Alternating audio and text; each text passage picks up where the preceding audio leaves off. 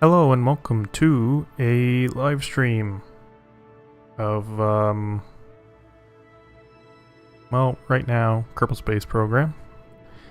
But I might, change it up depending on if anybody shows up in the comments and has any requests. This is really just a,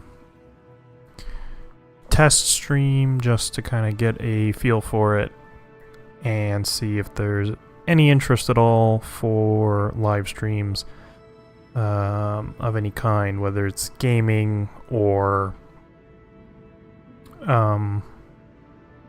otherwise.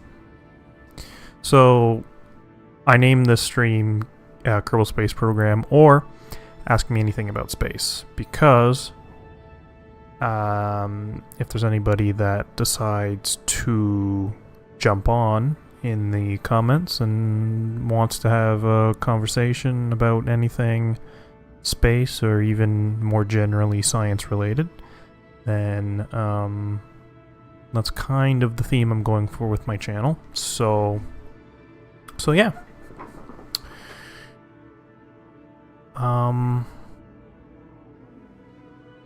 Yeah, I'm just trying just to kind of get things set up here the way I like them. Like the information.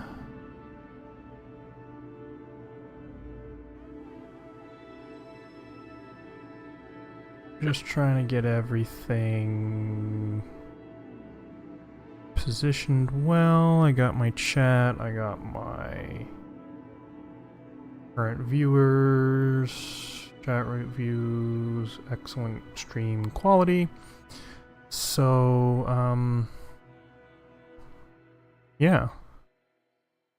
Of course, there's nobody watching right this minute. I'm just kind of,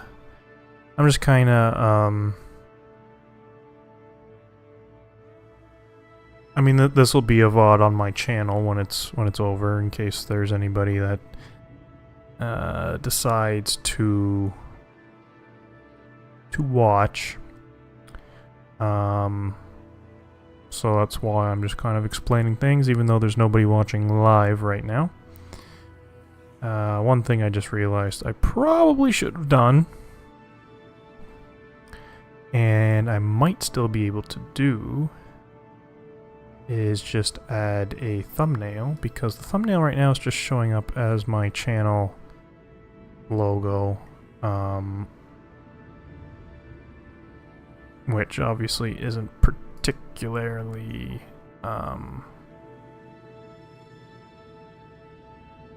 interesting, or attention grabbing. So I'm going to maybe see if I can set a thumbnail. Actually, what I'm going to do, I'm going to open the stream.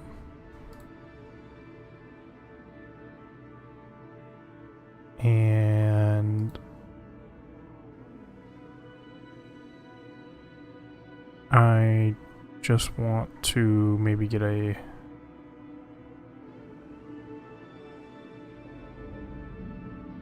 screenshot of it, or what's the best way to do this? Maybe I'll just do like a Win-Shift S. Grab the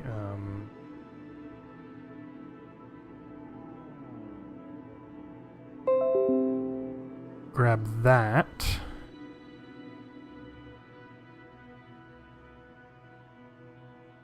Oops.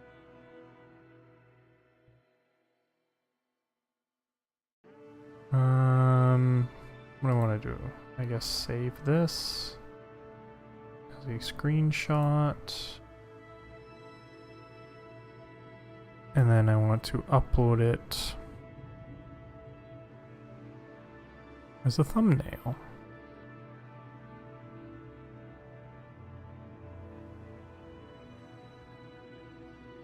So I don't actually know if that updated it. I'm gonna have a look. It did, okay. So, I mean, that's better than Just my channel logo, because it actually shows what I'm currently doing on the stream. I always thought live streams just updated the thumbnail, like every so often, to show what was on screen. But maybe not, or maybe they do, and I just didn't wait long enough for it to update on its own. I'm not sure how that works. If you can't tell, I haven't streamed very much. I've streamed on Twitch before, but again, not very much, and never on YouTube. So that's kind of why I'm doing this. Just kind of talking to myself.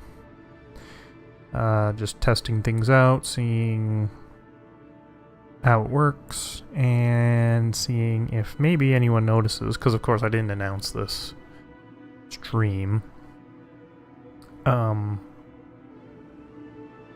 So nobody would even know about it anyway. But I'm just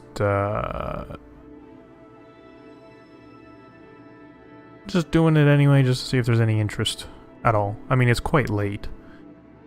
At least where I'm at, it's quite late. You know, maybe on the Pacific Coast, it's a more reasonable time to be watching a live stream. But we'll see if anyone rolls in.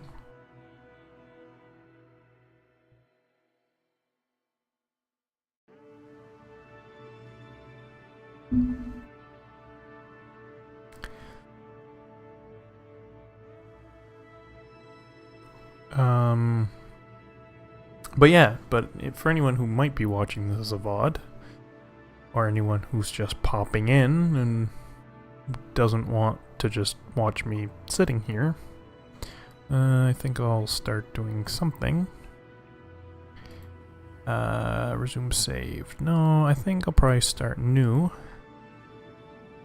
Or do I just want to do sandbox? Resume save, because I do have this sandbox world right now. I might just start a new... just gonna call this live stream. I'm gonna make it sandbox. Science. I would like to do a career playthrough, maybe. Either as a live stream or videos. The other thing I'm trying to figure out is my channel. Should I combine more educational content on my channel with gaming? Because I'd also like to kind of do some gaming with a more educational focus. Stuff like Kerbal Space Program and maybe other games like that have some sort of basis in realism. Those are the sorts of games that I like to share because I can talk about them and people can ask questions, and I think they make for very good content for sort of an educational focused channel. But at the same time, if you're coming to my channel more so for educational content, you might not want to see any gaming. So I'm kind of debating in my head whether I should have separate channels, or maybe just exclusively stream games. I'm not sure. I'm still very much figuring out what I want to do with my channel.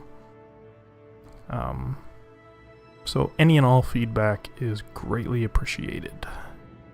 But yeah, I think I'm just gonna do maybe just do some messing around in Sandbox for right now until anyone pops into the chat and maybe has any specific requests of any kind. I always like this flag with Kerbin and the moon. It's a very sort of realistic flag in my mind for Kerbin because it's such a space-focused... presumably, it's such a space-focused civilization. That would make sense that they would sort of be a united planet and have a flag along those lines. And the moon would presumably be the first, I guess, colony probably incorporated into that global government as well. So it's to me, it's a very realistic flag that the Kerbals would have A lot of these other flags are more corporate, maybe. Like they'd be more so something like company logos. I mean, these ones obviously clearly are, but yeah, company logo, or I guess space program logos, not necessarily like private companies, but like the Kerbal Space Program. Like, I guess it depends on whether we're talking about the flag for the space program or the flag for the Kerbals in general. To me, this is a very good Kerbals in general flag, so I kind of like it. Because, I mean, if you think about it, something like most space programs put their country's flag. They don't have their own flag. They have their own logos, but like NASA doesn't plaster NASA on the side of its rockets. At least not the logo. Sometimes they write NASA, but they don't really use that logo. They use like the United States flag. So to me, this just makes a lot of sense. Basically. Yeah. I have no idea what the sound quality is like. I did some testing, so I think it's fine. But I might have to do some adjusting. And I'm hoping that the sound quality... the sound, volume is the word I'm looking for. The sound volume compared to the game volume is okay. KSP is a bit of a hard game to adjust the volume for, because it goes from very, very, very quiet to very, very, very loud. So, yeah, that can definitely be annoying to figure out. So, oops. Yeah.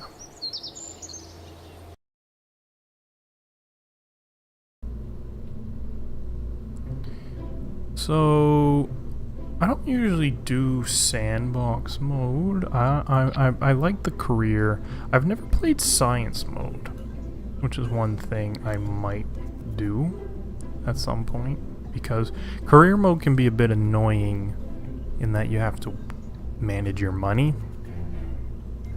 which adds a certain, you know, it makes it so that you need to do missions you otherwise wouldn't, which I like, you know, because a big,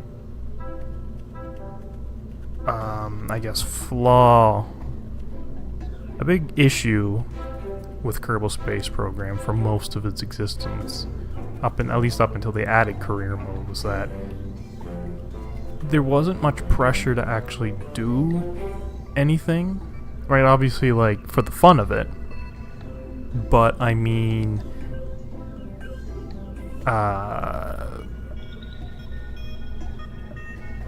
you know, most games have some kind of pressure to be like, oh, you need to do X thing because you need to, in order to advance in the game, but KSP never really had that for the longest time. But with career mode, they kind of did that. Now you actually have a reason to do a lot of different missions, because tourists will pay you, right, if you do that, and then use that money to fund the space program, or different companies or different organizations want you to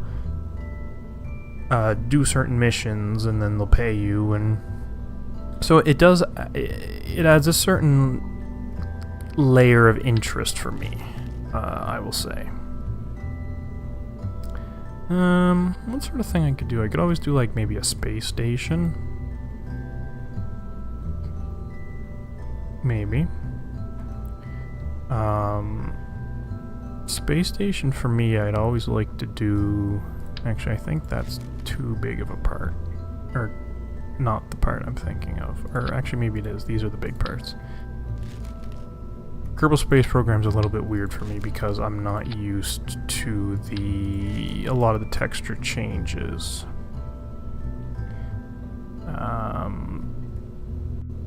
So what I want is the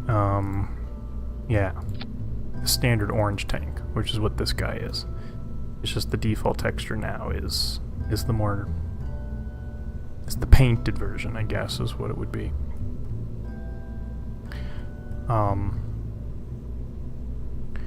These are nice as like a starting point for a space station.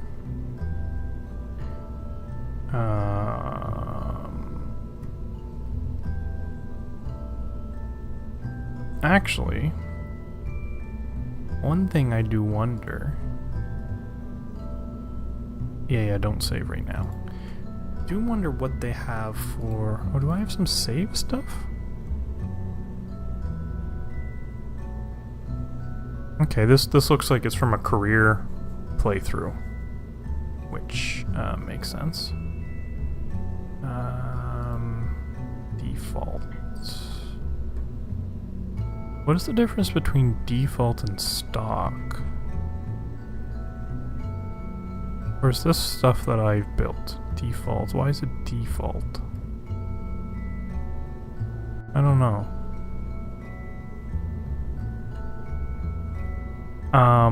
But yeah, it's kind of interesting. Maybe they'll have something interesting here that I can play around with for right now. What is the Kerbal 2? Kerbal X?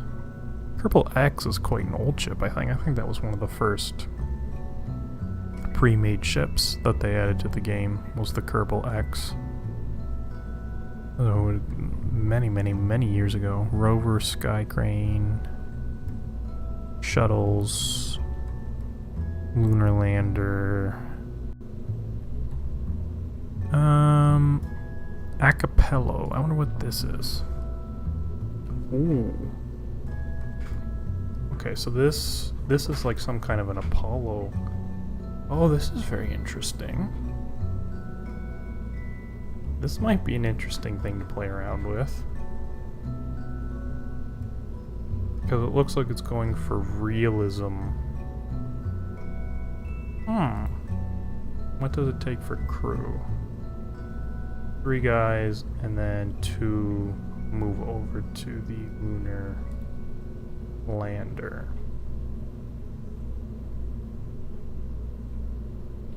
I wonder if I can actually... I wonder if I could pull this off.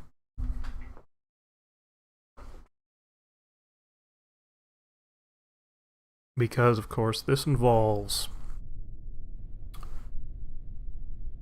Well, if it's especially realistic, it's going to be a very close...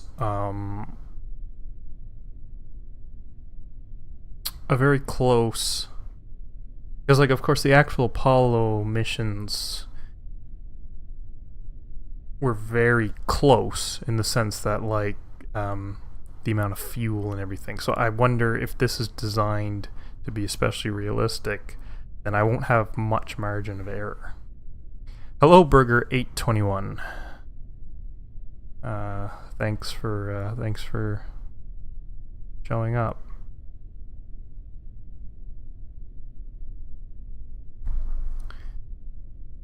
I'm just kind of talking to myself right now, as you can probably guess. Just waiting to see if anyone shows up. And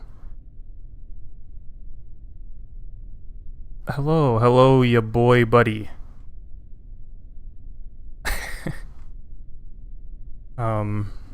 Yeah. Chat, is this real? Chat, is this real? I'm not sure what you mean.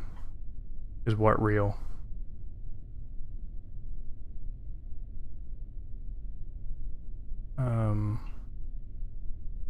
Anyway, I'll see if I can launch this. The only thing I'm scared about is the volume. So if this is really loud for a second, just give me a second and I'll fix it.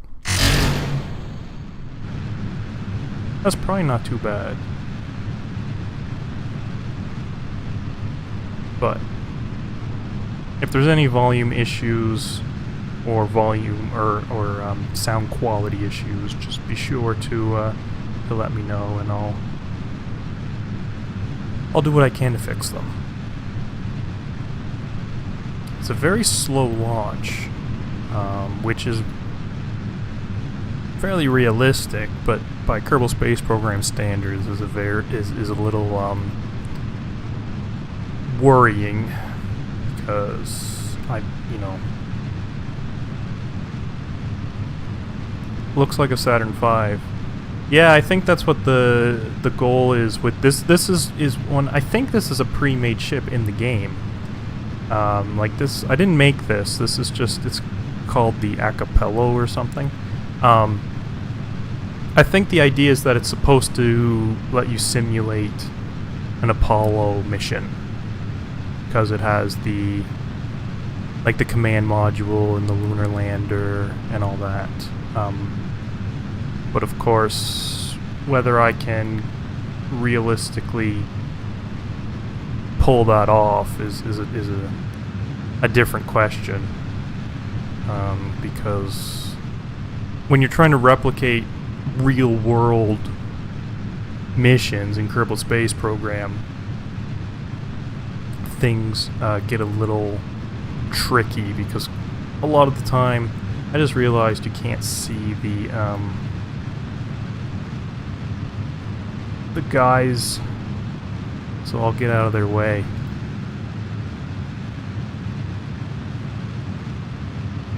Why didn't they do Apollo 18? Yeah, public interest largely. I'm just gonna check why. I'm just gonna check to see if. Okay, yeah. Just wanted to make sure that me moving my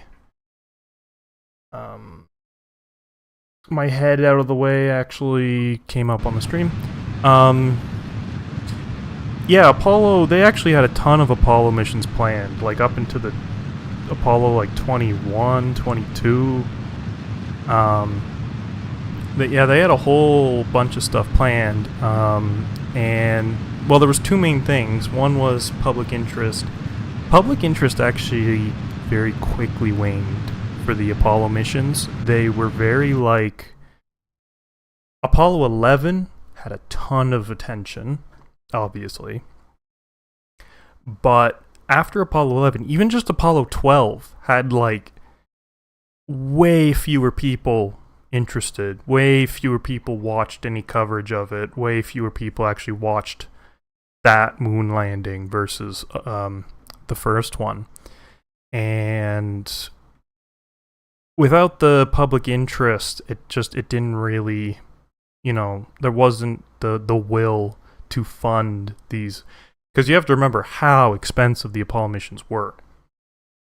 NASA, I don't believe NASA's funding has ever even come close to what it was in the late 60s, because it needed but I mean, compared to the total budget of the United States, it was still a drop in the bucket, right? In my opinion, it was still incredibly worthwhile, but it was still incredibly expensive. So not only do you have to have a good scientific reason to go to the moon, but you also need the public will in order to actually get the money. And the other factor too, actually, I think the main factor a lot of people don't often think about is the fact that Russia wasn't able to go to the moon. If Russia was able to land on the moon, things would have been very different. NASA would be getting military levels of funding to this day, probably. We'd have moon bases, I'm sure, and because, I mean, that's ultimately what the moon landings came down to. It was less about the scientific interest. What do I think would happen if the Soviet Union landed on the moon for the United States? So I don't know if you've ever seen the show For All Mankind.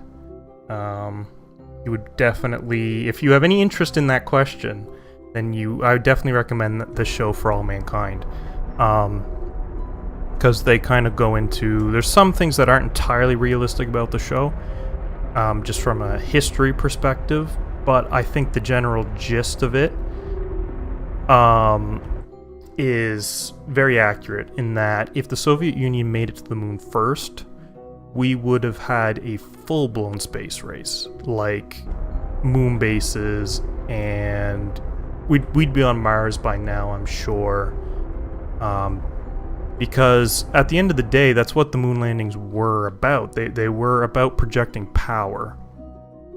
They were about the United States saying, I can land on the moon, which means if I can land on the moon, I can send a missile anywhere, right? Because effectively, what it means to land on the moon is you're sending a missile to the moon. And if you can send a missile to the moon, you can send a missile to anywhere. You know, it's saying that you can't touch me. And if the Soviet Union was able to counter to that and be like, well, we can do the same thing, we can get to the moon too, then that becomes, you know, that's not the unbeatable position that it was in reality. You know, the Soviet Union couldn't get to the moon. They gave up. They couldn't do it. And if they had, especially if they had gotten there first, things would have been totally different. Totally different. If you've ever, one of my favorite things as a kid was to read, like, books about the future. And if you've ever read, like, books about the future from, like, the 60s, 70s, even 80s, there was still a bit of that sort of hopefulness about space travel.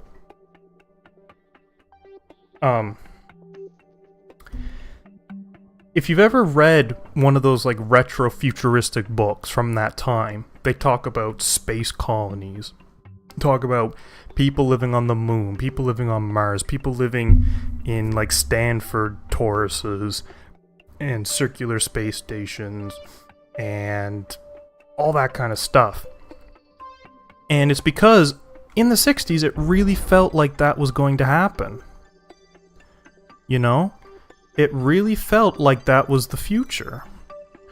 Because when you're spending billions of dollars, I guess at the time it might have been in the hundreds of millions with inflation, I'm not sure what the exact numbers are, but when you're spending a significant amount of money on space travel, it feels like the future. Because technology generally progresses, especially in the 20th century, it generally progressed very linearly. Like, you know, oh, we have computers. 10 years from now, we have better computers. 10 years later, we have even better computers. So everybody expected that for space travel. But the problem is, there's incentive to make better computers. You know? There's competition. There's, you know, one company wants to make the best computer so that they can sell it to everybody. There wasn't that incentive for space travel anymore because the Soviet Union effectively backed out of the race. You know, I would say, people sometimes like to say the United States won the space race. I would say it was less of a win and it was more of a forfeit on the case of the Soviet Union, because, you know, why is the moon landing the defining goal of the space race? There's more space out there, you know, there's still Mars, there's still the solar system. So why is landing on the moon the crowning achievement of the space race? It's because it's not. It's not that the United States won, it's that the Soviet Union backed out because they couldn't compete anymore. If the Soviet Union could have competed, the space race would have gone on. It would still be going on, frankly. Didn't the Soviet Union put the first person in space? Yep, Yuri Gagarin. First person in space, first woman in space as well. By a long shot. First woman in space. It was like 20 years later that the United States put a woman in space. But yeah, first person in space, first spacecraft, depending on how you define spacecraft, they put the first satellite, Sputnik, in orbit. One of my videos actually talks about how it was actually Germany in 1944 that put the first rocket into space. It was a V2 rocket. But that doesn't really count for much, considering that any space-related efforts they had since then didn't really amount to anything. But yeah, the Soviet Union was at the forefront. It was only didn't the Soviets' moon rocket explode? Yeah. No. I think it was the N1 is what it was called. Which in some ways it was actually a better design than the Saturn V. But they just couldn't get it done. They just couldn't get it working. And yeah, it would explode. I don't think it ever had a successful launch. I don't know how many times they tried test launches, but I don't think it had a single successful launch. Interestingly, though, it wasn't just about the technology. This is something that's kind of skipped over when talking about the Soviet Union, their efforts to go to the moon, is that the problem is the Soviet Union didn't have a single it didn't have a single space program in the way that the United States had NASA. Okay? It had different space programs focused on different areas. And developing the moon rocket, the N1, required input from different space programs within the Soviet Union. And they didn't necessarily get along. They didn't necessarily want to be all contributing to the same project because they were kind of competing with each other. It was a bureaucratic mess. So the N1, a big part of the reason the N1 failed was bureaucracy. The different space programs couldn't get along to actually properly design the rocket. They would withhold things from each other because they didn't want one space program to use technology that they developed, they wanted to get credit for, that they wanted to use to compete with. So it was kind of doomed to fail from the start because of that. It was really bureaucracy that brought down any chance of a Soviet moon landing, which is very sad. But it is. It's how stuff happens. A lot of the time, when it comes to space travel, it's less about the technology, and it's more about the will to actually do it. And whether that's the will of the government, or the will of the people, or of the scientists. It's really not a matter of tech, because, rockets are pretty simple. Rockets are, in terms of whether we know and understand the technology, rockets are pretty straightforward. There's not much difference between a rocket from 1960 versus a rocket from 2023. Obviously they're more computerized. We definitely made progress on building better rockets, but at the end of the day, we haven't been to the moon since, Apollo 17. We haven't landed people on the moon, I should say. If it was simply a matter of technology, we'd be going to the moon all the time, right? Because our technology is getting better, theoretically. But it's not. Our technology is actually pretty stagnant. Up until recently, SpaceX is making a big difference. Landing rockets, reusable rockets, is probably the biggest innovation in decades for space flight. But I mean, that took a long time. And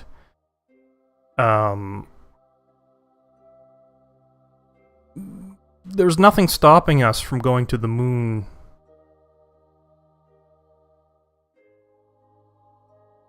I don't think we've gone to the moon recently because we just simply don't have the need to. I mean, scientifically, yes, but politically, not really. Yeah. That's basically the reason. It's political. We have nothing to prove. And when I say we, I mean the United States. Most countries just don't have the means, Most smaller countries couldn't fund something like the Saturn V. But for the United States, it's political. It's, what do we gain by doing this? And how much did the Saturn V cost to make? I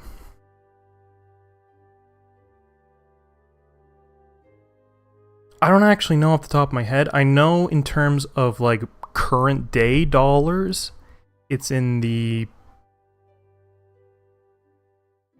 hundreds of billions, I want to say. In 1969 dollars, I'm not sure. But NASA, I mean, I can even just look this up to get accurate information here just for the sake of discussion. But NASA in the 60s, in the late 60s, NASA's budget was 10 times what it is today, if not more. Like adjusted for inflation, of course. Saturn V cost. Project cost was $6.5 billion in 1964 dollars. $6.5 billion, and that's 1964 dollars. Adjusted for inflation, it would be about $50 billion. That was the total project cost. That was so that was research and development, and the launches and everything. Per launch, it was $185 million in 1969 dollars. Adjusted for inflation, would be $1.23 billion. That's actually 2019, so probably more like $1.25 billion per launch. So it wasn't cheap, but how much money is spent on a fighter jet, right? How much money is spent on military spending?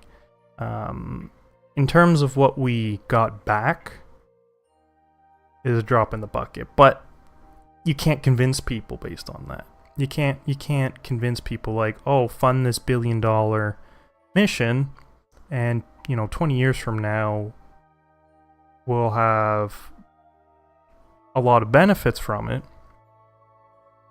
But that's a hard sell because people don't get that.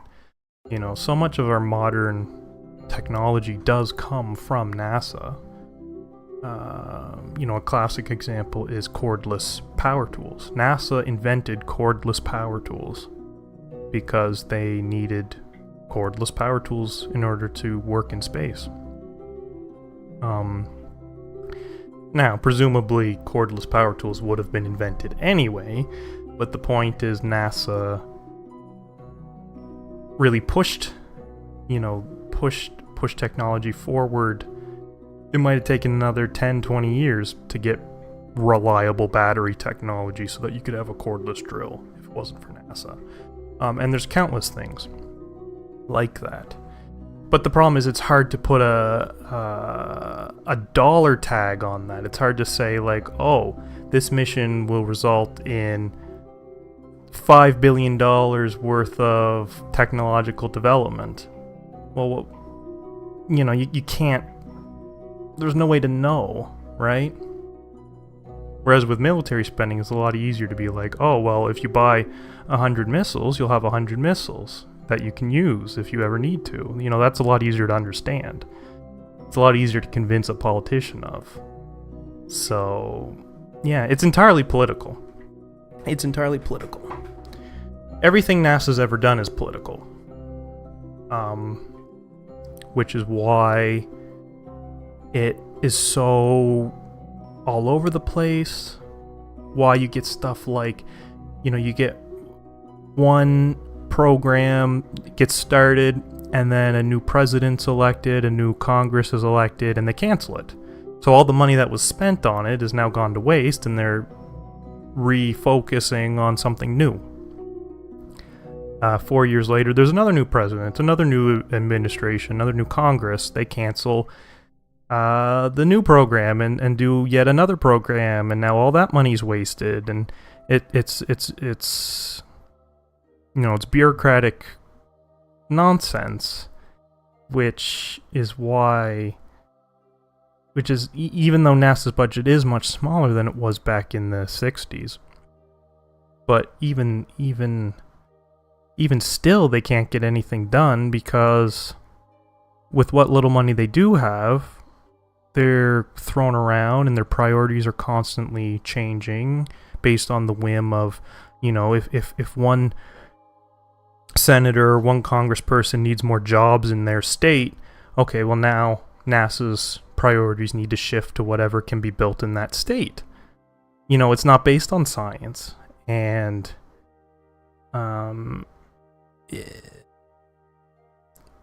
sometimes there are there are non-scientific reasons to do these things. You know, making jobs for skilled workers is a big deal. But if that's all you focus on, then you get nothing done, and the science aspect of it's totally lost.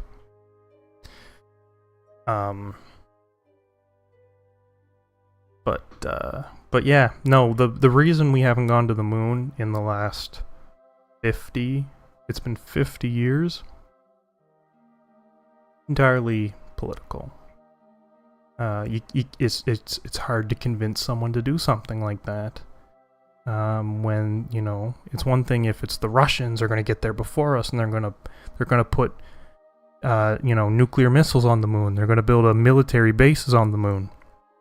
That makes it a lot easier to get people interested in being like, we should go to the moon. Now it's like, what do we need to go to the moon for? I don't know, collect rocks? Like, you know, I'm talking from the perspective of the average person. It's like, I don't know. I don't want to pay for that. I want to buy a new HD flat screen TV. I don't want to pay for someone to go collect moon rocks in a Ziploc bag. Right? Like that's what it is. And that's why we haven't been to Mars. We've never sent people to Mars because of that, because there's no threat. And I think I haven't actually seen season 3 of For All Mankind yet, the show that I brought up before, but I think in season 3 they do get to Mars in the 90s, which would have happened if it wasn't for, you know, the total lack of interest. If there was still a threat, you know, if there was still something to galvanize people, like we gotta expand into space before the Russians do, type of thing, right? We would have been on Mars 30 years ago. We'd be exploring, you know, look at 2001: A Space Odyssey. They thought we'd be exploring the moons of Jupiter by now, and I think we would have if things held the way they were in the 60s and 70s in terms of like, oh, we gotta do this before the other people do. You know, space history is very interesting because of that. Because there's just no, it's not as simple as like, oh, we developed better rockets, so we went further. It's like, well, no, the politicians said no, so we stopped. Like, you know. Do you think eventually there will be enough space debris to where we can't be in orbit? No, because most space debris is in a very low orbit, effectively still in the atmosphere. I think a lot of people don't actually realize that the Earth's atmosphere extends very far out. We say that space begins at 100 kilometers, but in reality, the atmosphere progressively gets thinner and thinner and thinner and thinner until you get super far away from the Earth, and there's just, the atmosphere is completely thinned out into just the vacuum of space. But until you get to that point, there's no, you're not in vacuum yet. There's still some atmosphere. So, and that's most satellites are low enough that they're still in some amount of atmosphere. And this is for a few reasons. The main one being that it's just easier to get there. The International Space Station is still technically within the Earth's atmosphere. It's in a very, very, very thin part of the atmosphere. But the International Space Station does actually have some aerodynamic design to it, because it has to cut through that little bit of atmosphere. And every time the International Space Station is resupplied, the resupply ship gives it a little boost to keep it from falling too much. So that's how it stays in orbit, even though it's still touching the atmosphere. Every couple months or so, it gets a little boost.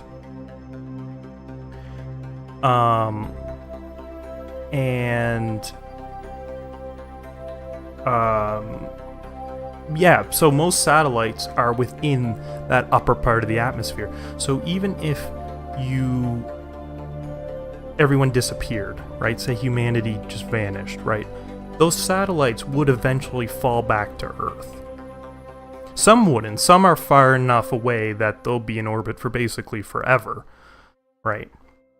Kind of like out by, the moon, once you start to get to distances like that, you're effectively going to be in orbit forever. But most of the satellites are low enough that they will eventually deorbit.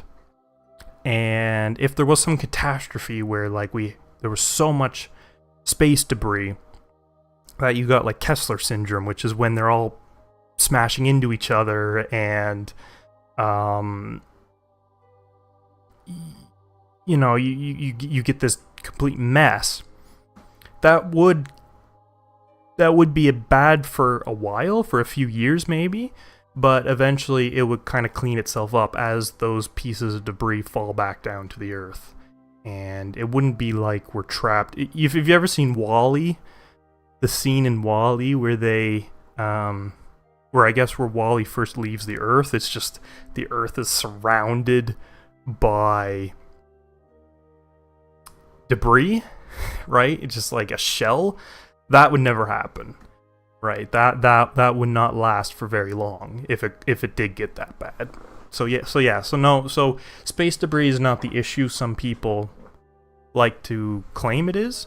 It can still be an issue, for sure, but it's not going to trap us on Earth. Where it's not this forever problem that is going to destroy any hope we have of space travel or anything like that.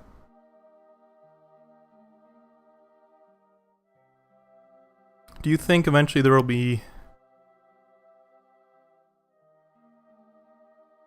Oh, you just copied the same question again? Question: since the ISS is going so fast, how do the astronauts not flying away / get ripped off the tether? Because the astronauts are also going so fast. The ISS and the astronauts in and around the ISS are going at the same speed. So even though the ISS is moving incredibly fast, thousands of meters per second, so are the astronauts. That's kind of what that's why you have weightlessness in space, right? Is that you're moving at the same speed as everything around you. So everything is just floating relative to every other thing, right?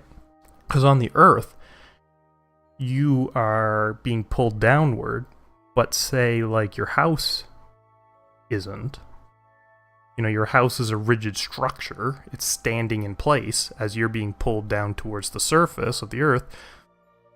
So if you were to jump, right, you would get pulled back down. But because your house isn't moving, when you jump, your house doesn't move, right? So it feels like you're moving relative to your house.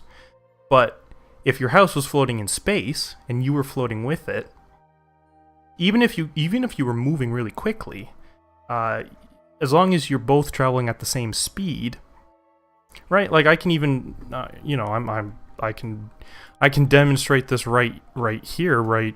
You know, just in the game. So if I send Jebediah out the airlock, EVA, right? The ship isn't moving away from me because I'm moving at the same speed as the ship. Right? The ship is moving at roughly 2 kilometers per second, and I'm moving at about 2 kilometers per second. That's kind of where the whole idea of like speeds are relative comes from. It's like, think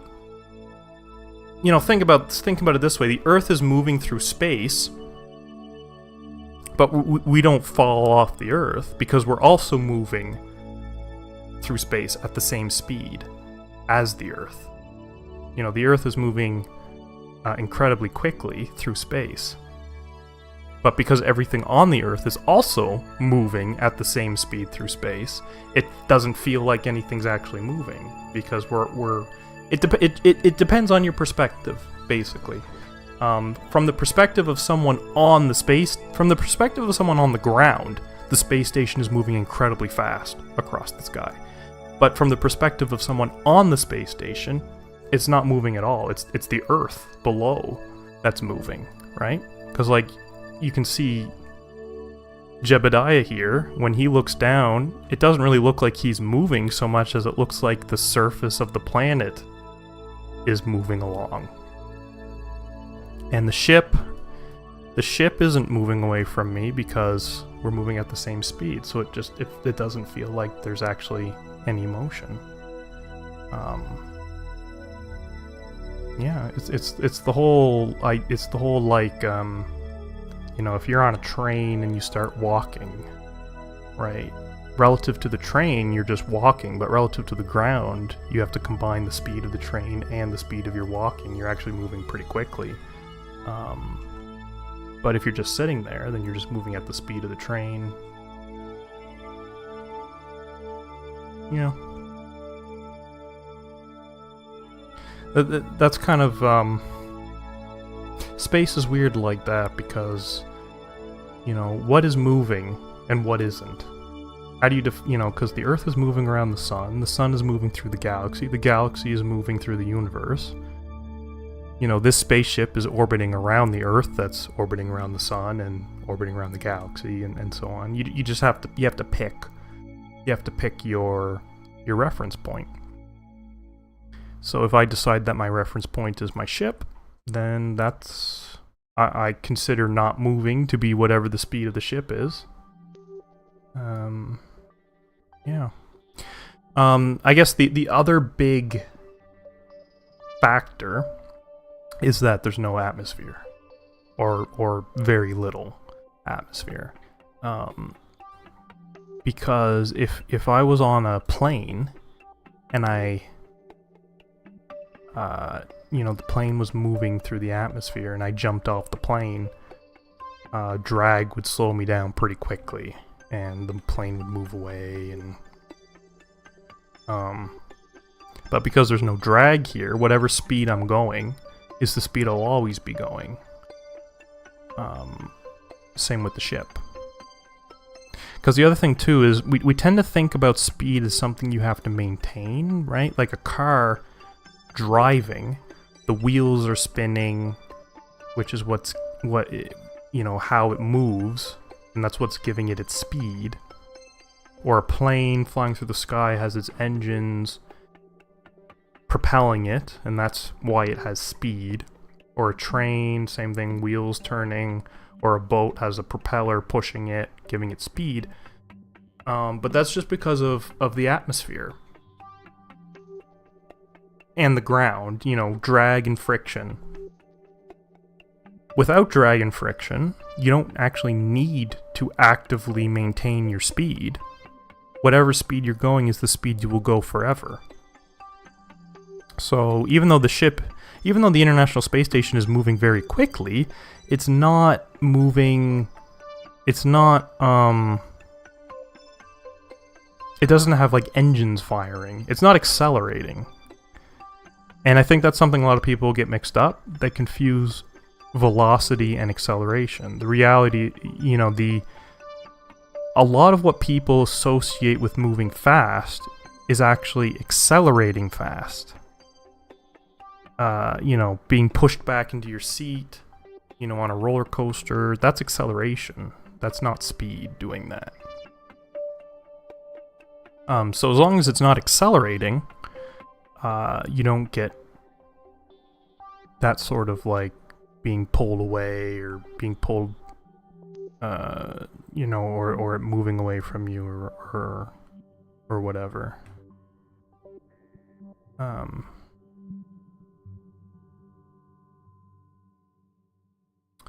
Yeah. No, it's very important, especially for things like space stations and docking. And one thing is that on the International Space Station, like I mentioned before, every so often the ISS needs a little boost in order to stay in orbit. So when a resupply ship comes and docks, it fires its engines for a few minutes to give it that little boost it needs to gain a little bit of speed. And there are videos of astronauts on the space station while it's getting this boost. And it's not much, it's not very powerful, but you can see everything in the space station. Oops, sorry, bumped my microphone. You can see everything in the space station move slightly. Because the space station in that case is accelerating. So acceleration and gravity are kind of the same thing. So it's almost like for that brief moment, the space station has gravity. Very light gravity, and everything is kind of falling towards one side. It's very neat. You can look that up and see it. But yeah, acceleration and velocity are pretty important concepts to understand and understand the difference, because it helps explain a lot of, I guess, our intuition when it comes to speed and all that. Anyway, I'm starting to ramble now. Are you going to a planet or just orbiting? So this is like a mock Apollo mission, so I should be going to the moon. But of course, I will need to get into the right position here. So in Kerbal Space Program, I could do a maneuver, like set up a maneuver node, but I don't really need to do that because in KSP, to get to the moon, once you're in orbit, all you have to do is wait for the moon to come above the horizon, and then start firing, start burning, and that is just about the right position you need to be in. So that's what I'm going to do. Do you think Betelgeuse has exploded and we are just seeing the light sent out hundreds of years ago? That's the big question these days. The answer... Well, there's kind of two questions there. The light we see from any star is based on how far away it is, so... yes, whatever light we're seeing is from hundreds of years ago from Betelgeuse. Specifically, did it explode? I'm not really qualified to answer that. That's kind of ongoing research, but I don't know. It's certainly possible. From what I've been hearing, it's certainly possible. And yeah, and if it has if we're going to see it explode, like within our lifetime, say, that means yes, it already has, and the light just hasn't reached us yet.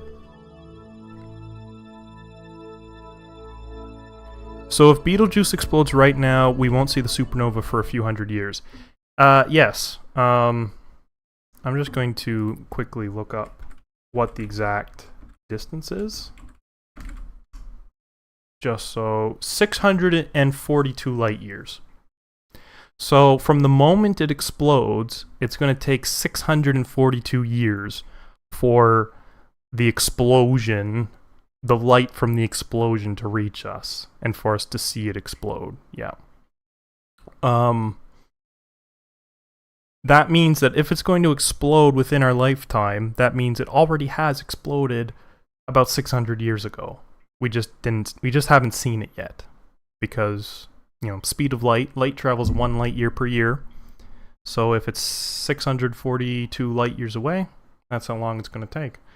So the question isn't so much has it exploded yet, it's has it exploded 600 years ago. It's kind of what we're hoping to find out. But yeah, it'd be really cool if it exploded within our lifetime. It would probably be the coolest thing to happen, because it would be so visible, right? Like, it would light up the night sky.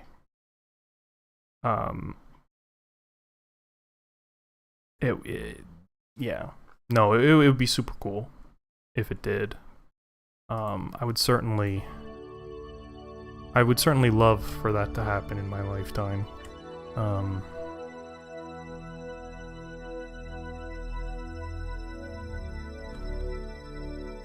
But yeah, it would have had to have happened already. It's just the light is making its way to us.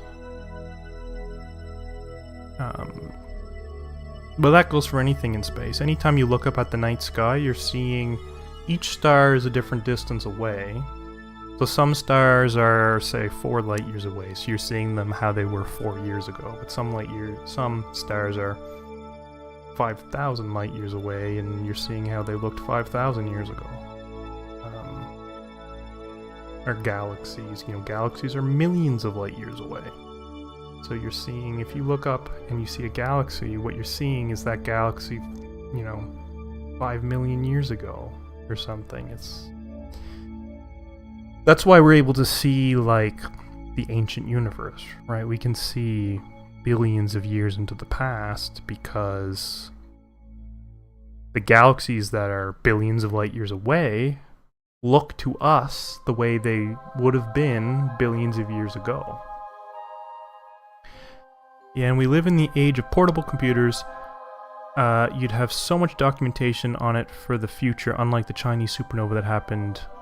Yeah, no, you would have video footage of it. This is what a supernova that lights up the night sky looks like.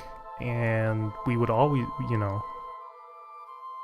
as we don't know when the next one will happen. It could be another 1,000 years, right? But we'll always have the video footage, and it'll go a long way to kind of that's the type of thing that can kindle interest in space.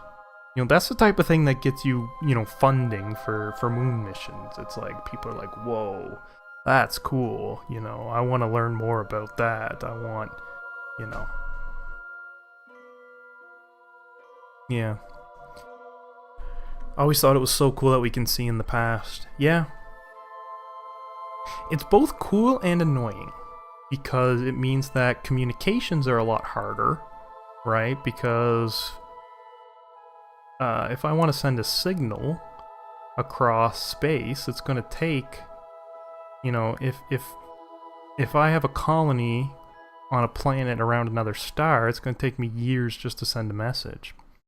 But at the same time, the ability to see back in time into the ancient past is incredibly useful.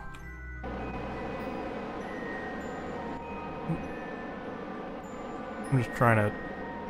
The moon is there. I'm just trying to turn around so I can actually burn towards it.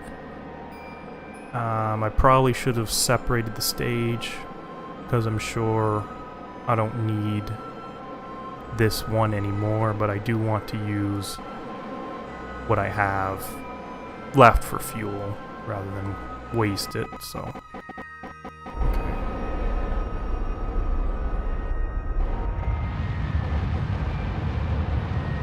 Okay. Okay, so I'm going to start my maneuver. I might actually have enough fuel in this stage to do the whole maneuver. Not quite, but... Okay.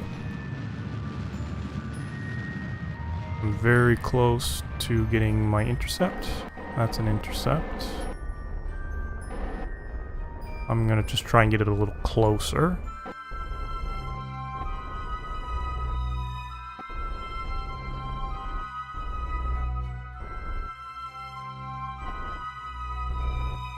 That's probably good.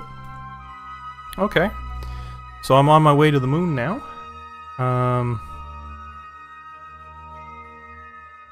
Okay, the next stage is to get rid of... So this is the emergency escape system. So if the rocket blew up while it was launching, this is what you would use to pull the astronauts away. But once you're in a stable orbit on your way to the moon, you don't need it anymore. So my next stage... I hope I don't screw this up. My next stage should be just to jettison that. So let's see what happens. Yep. Don't need that anymore. I should have done that before my maneuver, because now that's going to follow us to the moon. Hopefully it doesn't collide with us. But we'll probably be okay. Let's see. What do we got going on in the comments? So, do you think humanity will conquer space, or do you think we'll always be stuck on Earth or in the solar system? That's a very good question.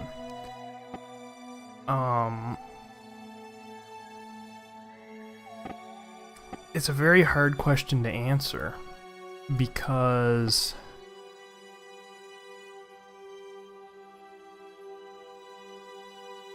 you know, what's the main reason historically that people would travel to new lands and build colonies and conquer? It's for resources, largely. You know, they wanted more land for farming, they wanted more land for mining, or they wanted the people themselves to conquer the people so that they would pay taxes and pay tribute.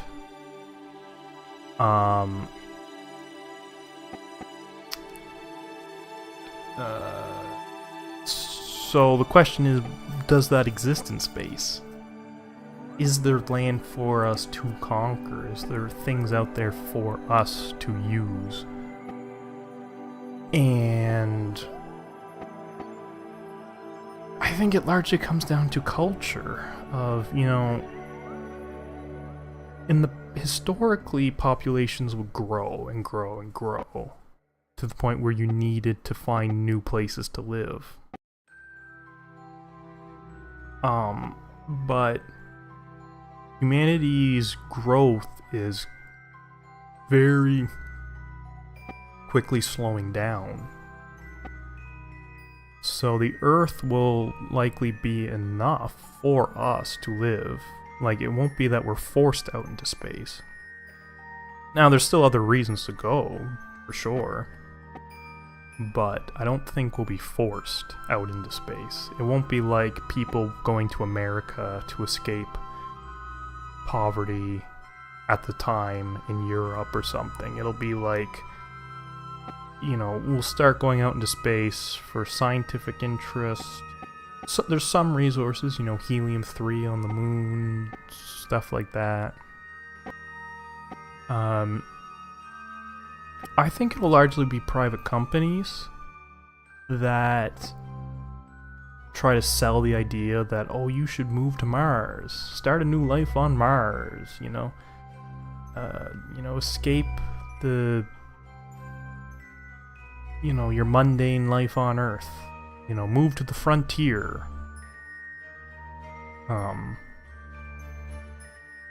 It won't so much be conquering in the sense that, like, I don't know if there'll be like a single human empire that'll just try to assimilate, you know, the galaxy or whatever, but I think humans will eventually spread, assuming that we do it in time, you know, before we're wiped out, assuming we get to at least a few planets in the nearish future. I think we'll pretty well be set in terms of we'll eventually spread,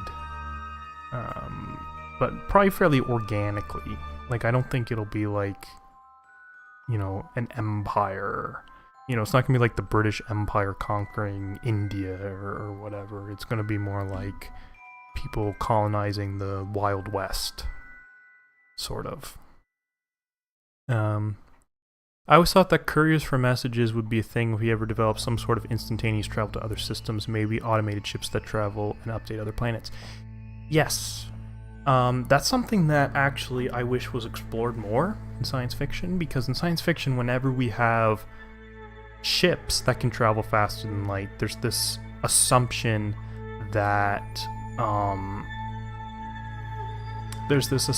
messages will also travel faster than light. You know, that's how it works in Star Wars and Star Trek and whatever. But the reality of it is we're actually probably closer to figuring out warp drive than we are to figuring out faster than light messages.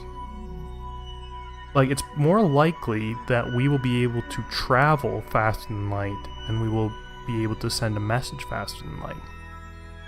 And if you're into sci-fi and you ever want to, you know, see this idea put into action, the show Andromeda, it's from the early 2000s. It was originally based off of a concept by Gene Roddenberry, the creator of Star Trek. Andromeda, in the show, they use what's called slipstream drive, I think, is what it's called, and it's just kind of it's actually an interesting idea. It's an interesting play on the faster than light travel. It's not your typical warp drive or hyperspace or whatever. It's actually it's a pretty unique idea, but in this universe, there's no faster than light messages, so they do have to send couriers. Like, the main characters on the ship, occasionally a little courier ship will appear out of slipstream to deliver them a message, because that's the only way that you can send a message faster than light. That's the only way you can send a message between stars is with a courier ship. It's a very interesting concept, I think. Because it especially lends itself to, a lot of the time, science fiction worlds are portrayed as almost like Age of Sail, right? Like, it's kind of like, imagine, you know, it's kind of like if you took a couple hundred years ago the ships and traveling the world by boat around the ocean, but put a space theme on it.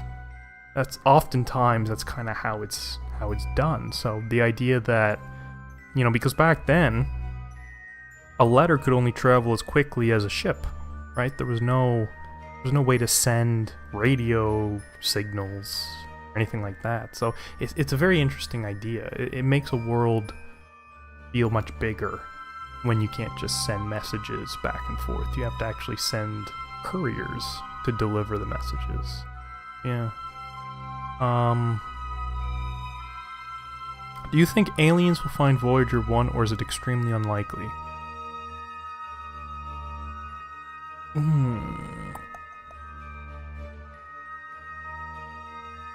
I think that depends on how common aliens are. Because if there's no, if alien life is rare, then it's extremely unlikely they would ever come across Voyager 1. But if alien life is common enough, because like Voyager 1 is very small relatively, right, compared to stuff out in the universe, so it is very small, but presumably any ship that can travel between stars is probably going to have some kind of scanning ability. So it would probably detect, Voyager 1 would be detected as like an unnatural object. Presumably. So I think it's certainly possible that it's found. But how likely it is, I think it depends on how many alien spaceships are out there patrolling the galaxy. I think it's more likely that future humans will find it. Like, I'm talking like tens of thousands of years from now, and it'll be some sort of like, it'll be more of a time capsule as opposed to a message for aliens. I think something like that is pretty likely. Because even though, we have all the records from when Voyager 1 was built and launched, and like the content of the golden records is known, stuff gets lost over the millennia.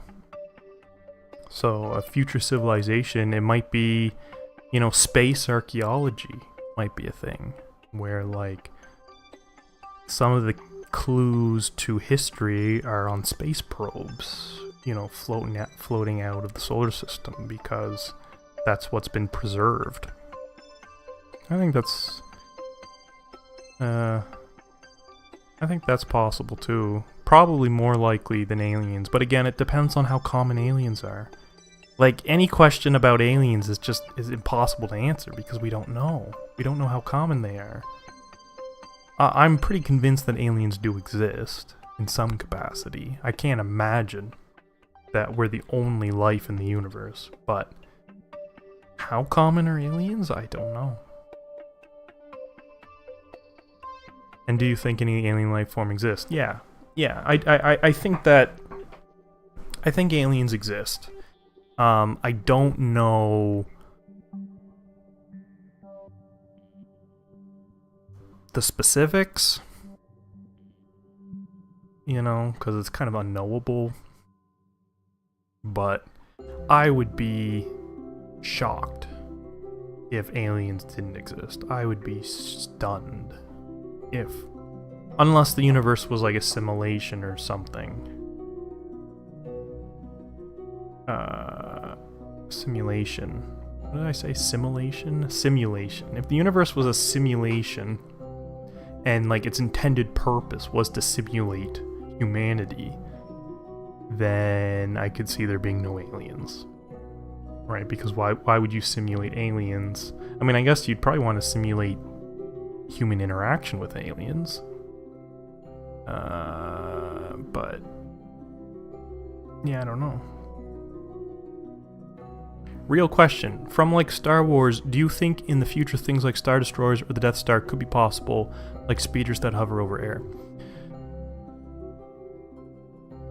Star Destroyers, yes, because Star Destroyers are effectively just big spaceships. So I think they're technically feasible. I mean, the hyperspace part, I don't know. I don't know if hyperspace has any grounding in science. Warp drive actually has some grounding in real science, so I would be more inclined to say that Star Trek is probably more accurate in that sense. But for the sake of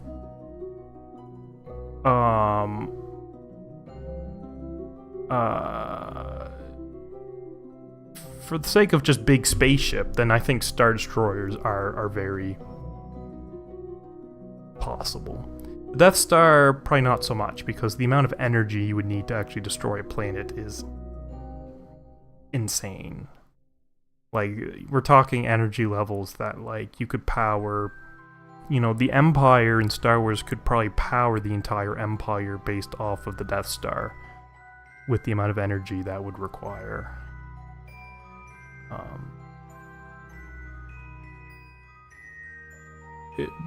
Kyber crystals don't exist, yeah. Well, that's the thing when we're talking about that. Like, there's a reason they use stuff like that. There's a reason they say, like, oh, it's powered from Kyber crystals. It's because it allows a certain realism, because it's not necessarily unrealistic. Like, we don't know what Kyber crystals do. Like, if they say this is what Kyber crystals do, then we just have to take their word for it.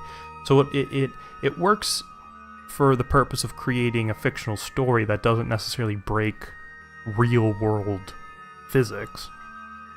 But it also makes it so that we can't really know whether it's actually possible, because we have no basis of what a Kyber crystal is. That's yeah.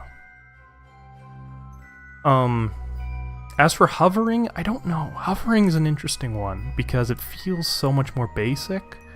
Like, a speeder bike feels simpler than, like, a Star Destroyer, but I'm not sure if it is. Like, hovering, I don't know if, hovering... That's a tough one, like, anti-gravity... You know, someday we might understand gravity well enough that we can create anti-gravity, but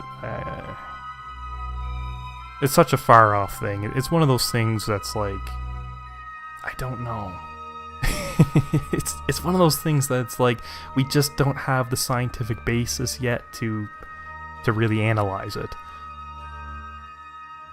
Do you think the universe is a simulation?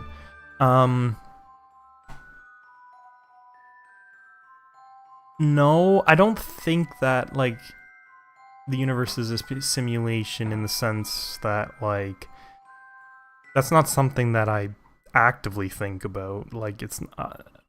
Like, I'm not going to say yes, I think the universe is a simulation. I think it's very possible that it's a simulation. Because the idea is that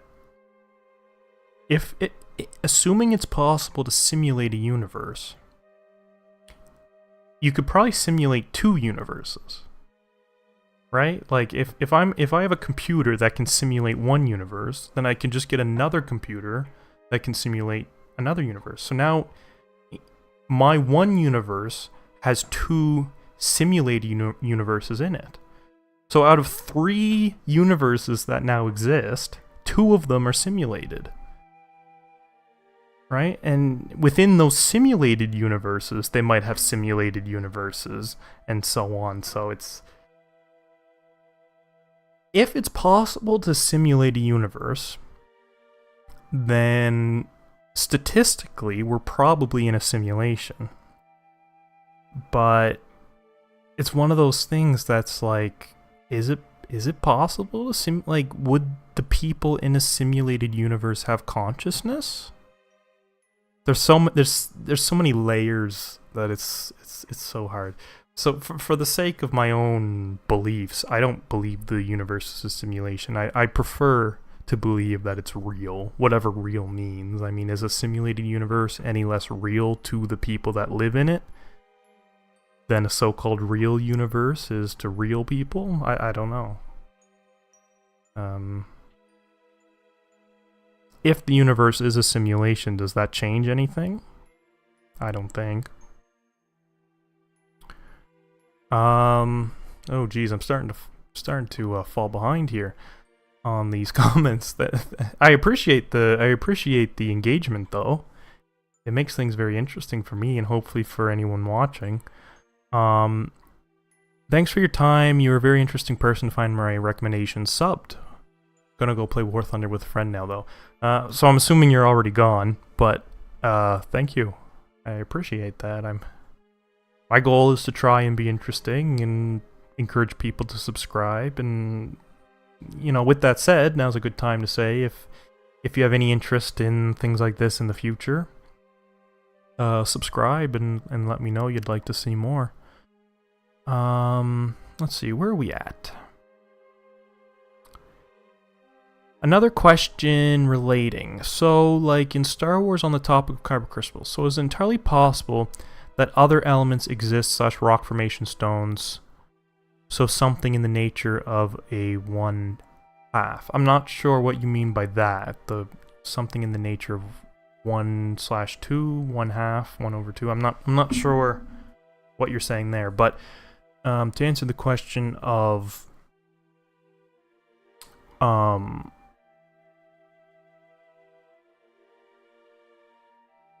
sorry, I just had a brain fart. To answer the question of do other elements exist or rock formation, I'm assuming you mean like minerals. Yes. I mean, we discover new elements every so often. We've been kind of stuck at the current number of 118 for a while now. But theoretically, there's no reason we couldn't have more. And there's the island of stability, theoretically. The real question is how useful would these new elements be, because we haven't, they're artificially created, they're not very stable. It's possible we'll find a new element someday that has some practical use, but we're not quite there in terms of it'll be big news if element 119 is ever discovered and confirmed to exist. That'll be big news, and I think it's certainly possible. In fact, I think it's probable. It's just a matter of technology, really, whether we'll be able to create these new elements or not. Whether there's any more elements naturally out there in the universe for us to find, I don't know. I mean, everything is made in like the core of collapsing stars going supernova, for instance, but it's one atom of something floating in the universe doesn't really constitute a useful element. But I don't know. I mean, if you're simply asking about what I think yes, there are more elements and probably minerals to be discovered for sure. Whether they'll be practical, I don't know.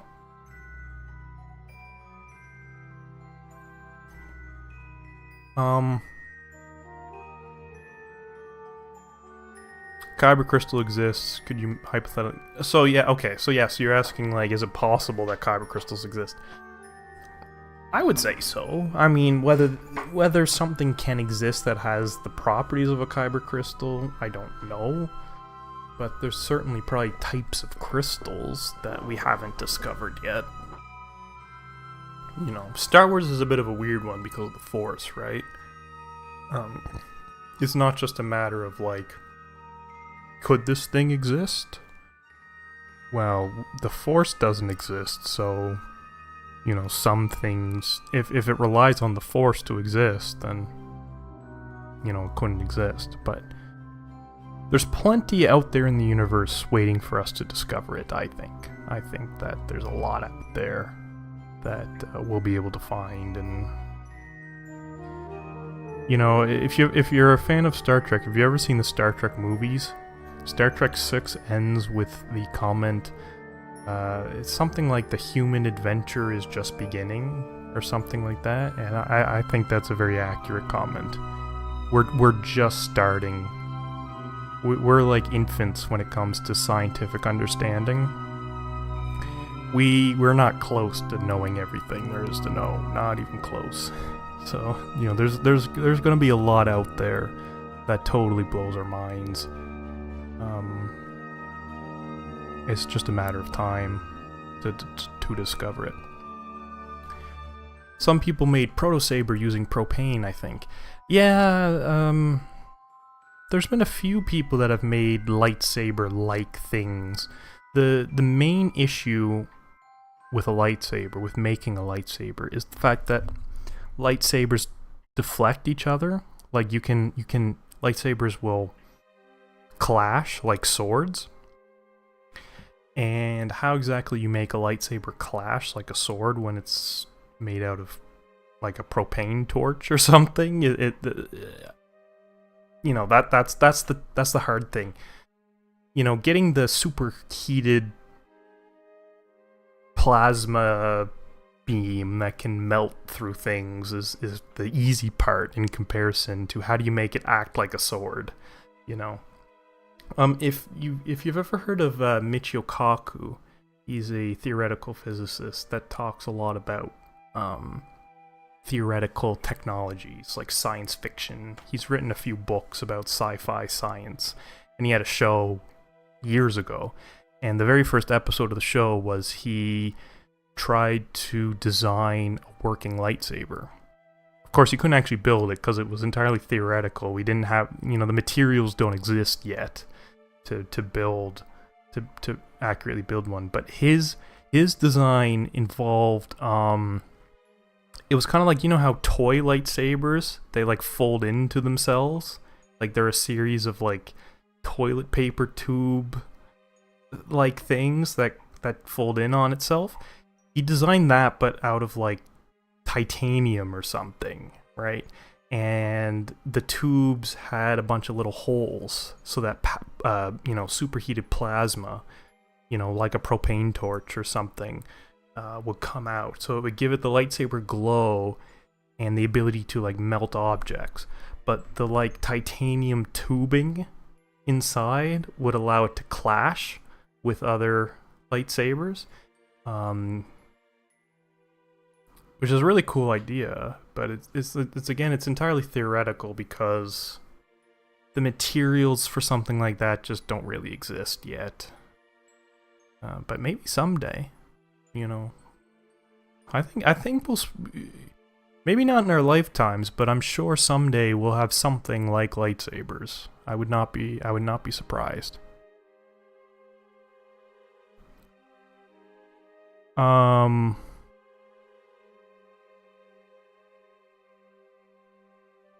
Loud word. What happened to AI Sponge? Is the universe always infinitely expanding and will it ever stop? Nobody really knows. As far as we can guess, yes. It looks like the universe will just expand forever and never stop.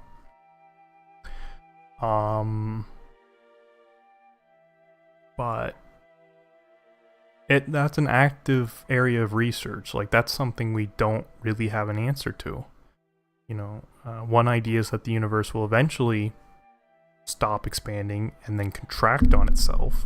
One idea is that the universe goes through cycles of Big Bang, expansion, and then contraction into like a big crunch, and then the conditions of the big crunch make it possible for a new Big Bang, creating a new universe. And then, there's this idea that maybe the universe is cyclical, and that new universe, every 100 billion years or something, the cycle starts over. But based off what we know right now, it looks like the universe is just going to expand forever. But it's one of those things that we don't really know. Our best guess is right now that the universe is going to expand forever, but I'd be lying if I said it was a for sure fact,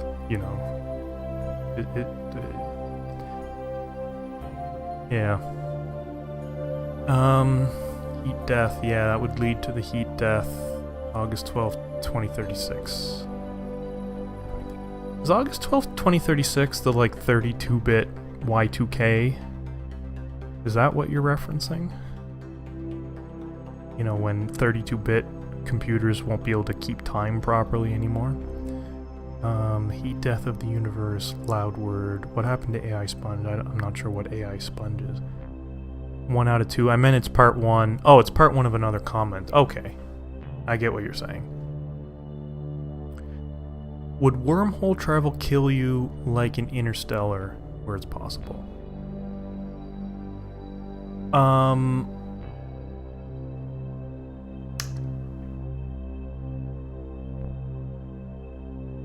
That's one of those things that's like we don't have a wormhole to test, right? Like theoretically wormholes are possible.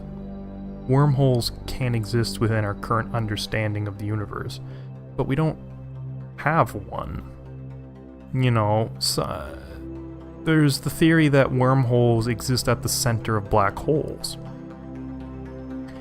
And that if you had a sufficiently large black hole and you built a spaceship, right, and the spaceship had negative matter shielding. Negative matter, mind you, is an entirely theoretical thing. We don't actually know if it exists or not.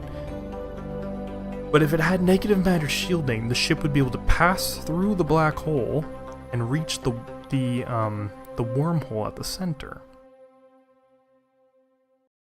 But we don't even have the ability to travel to a black hole yet, let alone go inside one. So, you know, it's one of those things that are like, we don't really know.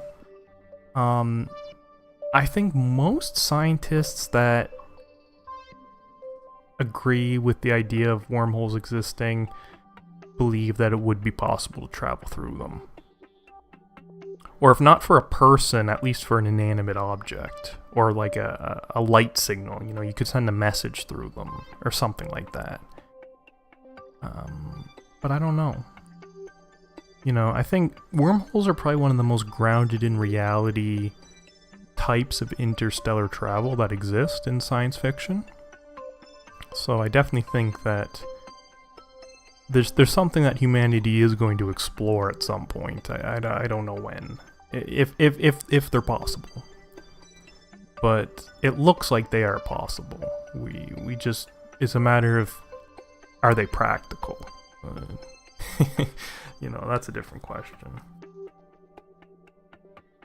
Like in Interstellar, it was only a couple of hours for them, but it was like 90 years for the people on Earth. Would that actually be possible? Yes. And yeah, I can see Burger 821, you mentioned, yeah, it's real, it's called time dilation. Yes, so I actually have a video on time dilation. It focuses on time dilation due to speed. But time dilation is also caused by gravity. And in Interstellar, it's not the wormhole that causes time dilation, it's the fact that they are near... well, actually, the wormhole might have caused some amount of time dilation. It's been a long time since I've seen Interstellar.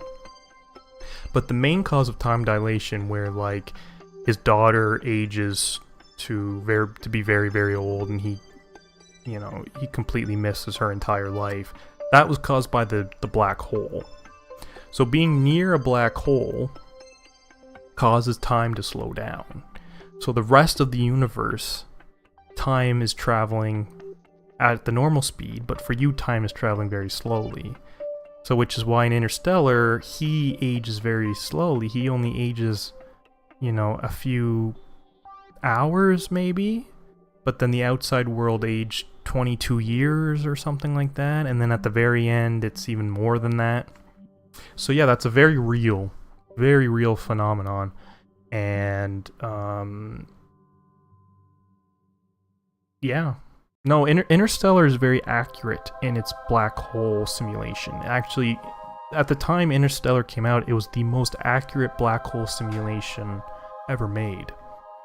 It was made for Interstellar. So yeah, Interstellar is actually very accurate in that sense.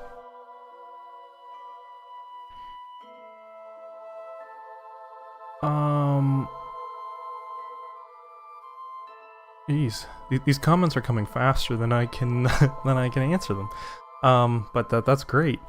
Another Star Wars related question. In Star Wars there are no bullets, instead they use laser guns like blasters, which I believe are plasma cells or something.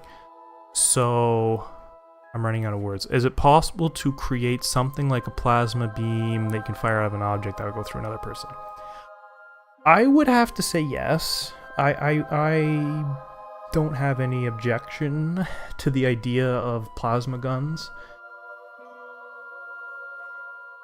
I don't know. I'm not an engineer, so my expertise is more so in astrophysics specifically, but I think it would just be a matter of material science, really, developing materials that can house the plasma and fire it without the gun melting.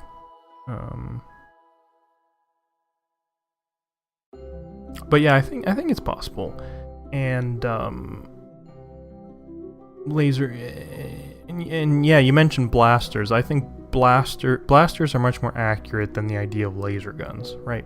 Lasers are not what you see in Star Wars, right? Those red blaster bolts, those are not lasers, right? Lasers, you wouldn't be able to see a laser being shot at somebody, right? Because you can't see a laser from the side.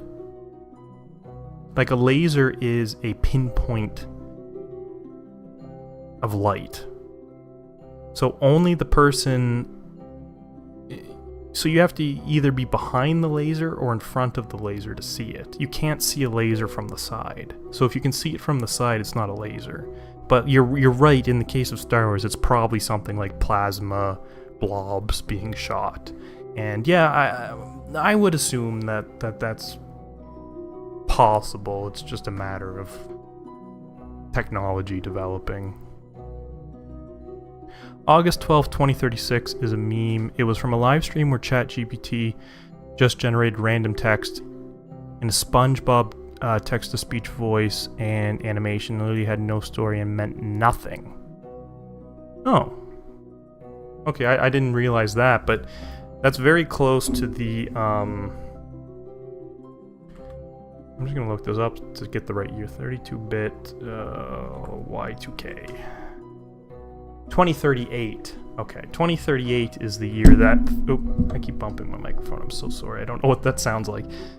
2038 is when 32-bit computers won't be able to properly keep time anymore. So that was my first thought. But okay, so ChatGPT just made up a random year that meant nothing. That's interesting.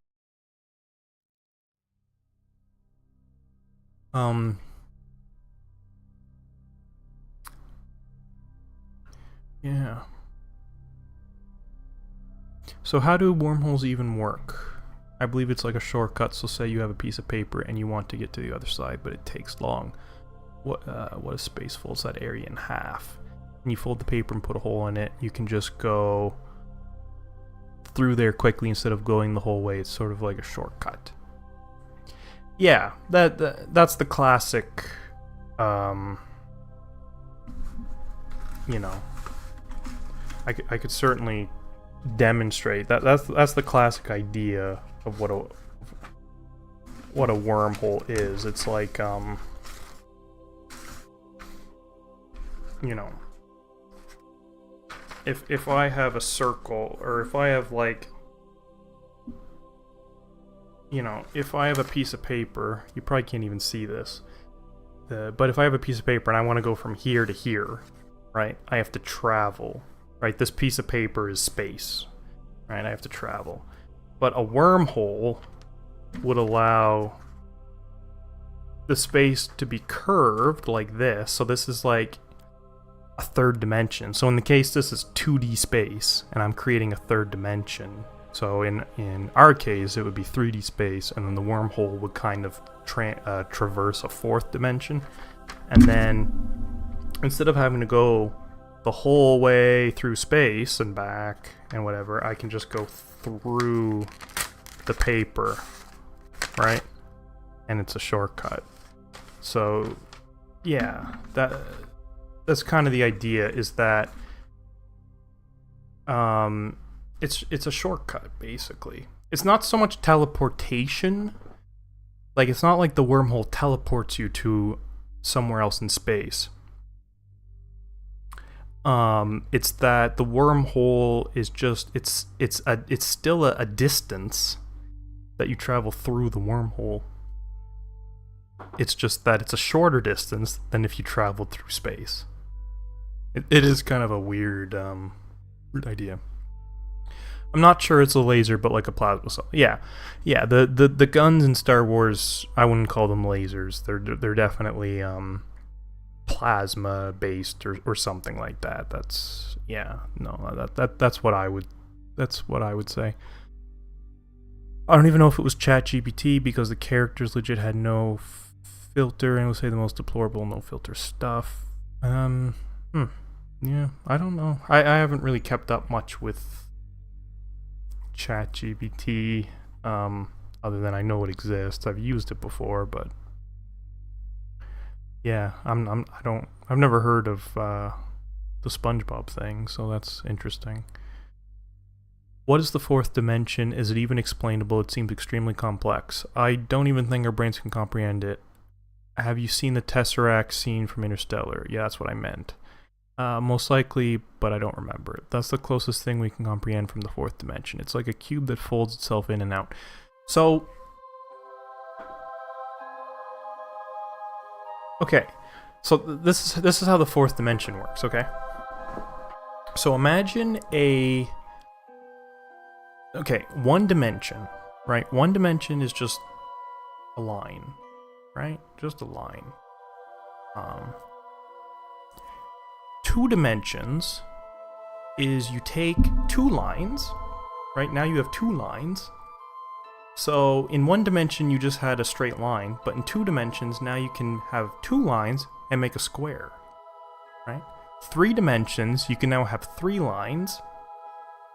You know, one line going one way, one up, and then one forward to create a cube.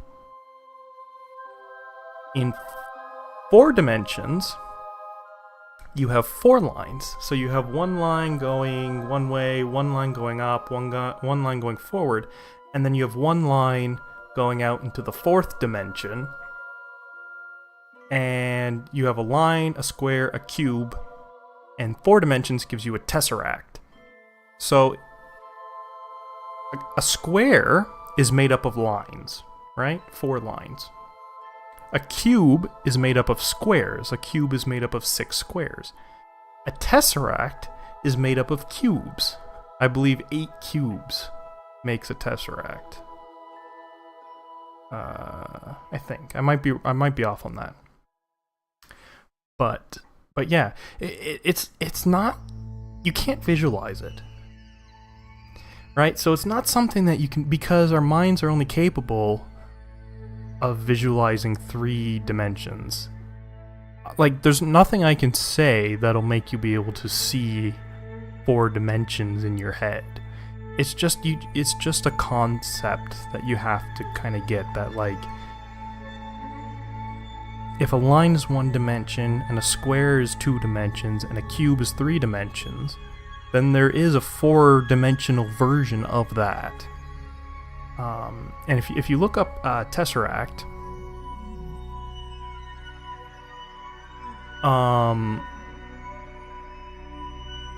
you will see pictures of them, but what you're actually seeing are pictures of their shadow, right? Because in the same way that the shadow of a cube is just a square, the shadow of a tesseract would be a cube. Or something like a cube. It wouldn't be exactly a cube, but it would be the shadow of a cube is 2-dimensional. So the shadow of a tesseract is 3-dimensional. It has a 3-dimensional shadow.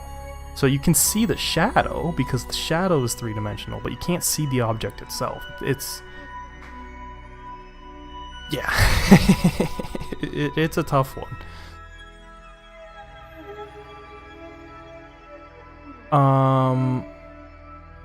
Our world is 3D, but we see it 2D, right?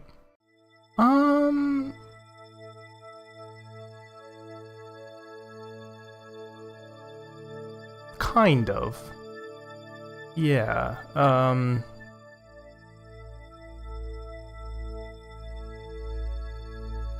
because you can't see all 3 dimensions, right? Because if you could see all 3 dimensions, you'd be able to like see through walls and stuff.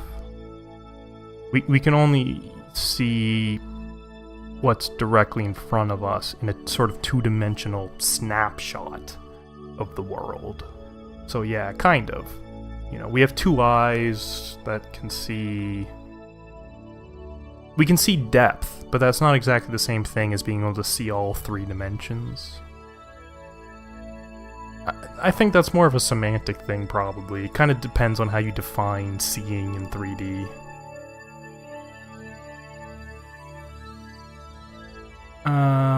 Gaming question. Have you played Universe Sandbox, and would you consider the simulator pretty accurate?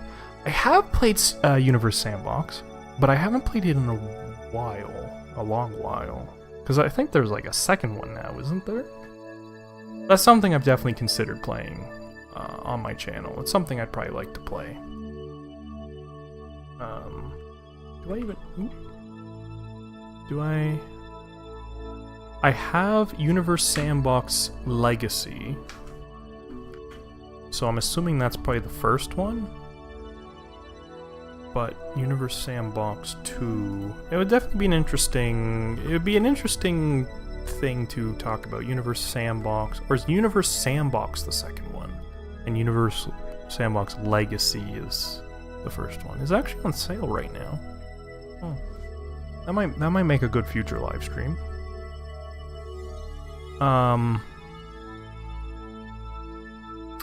But is it accurate? It's accurate in the sense that as far as we understand physics, right? Because if you understand the rules of physics, you can pretty well simulate anything. You know, we know how planets orbit each other, and we know what happens if planets collide and that kind of thing.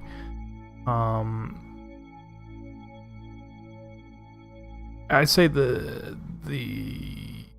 question of how accurate it is starts to break down if you consider really crazy things.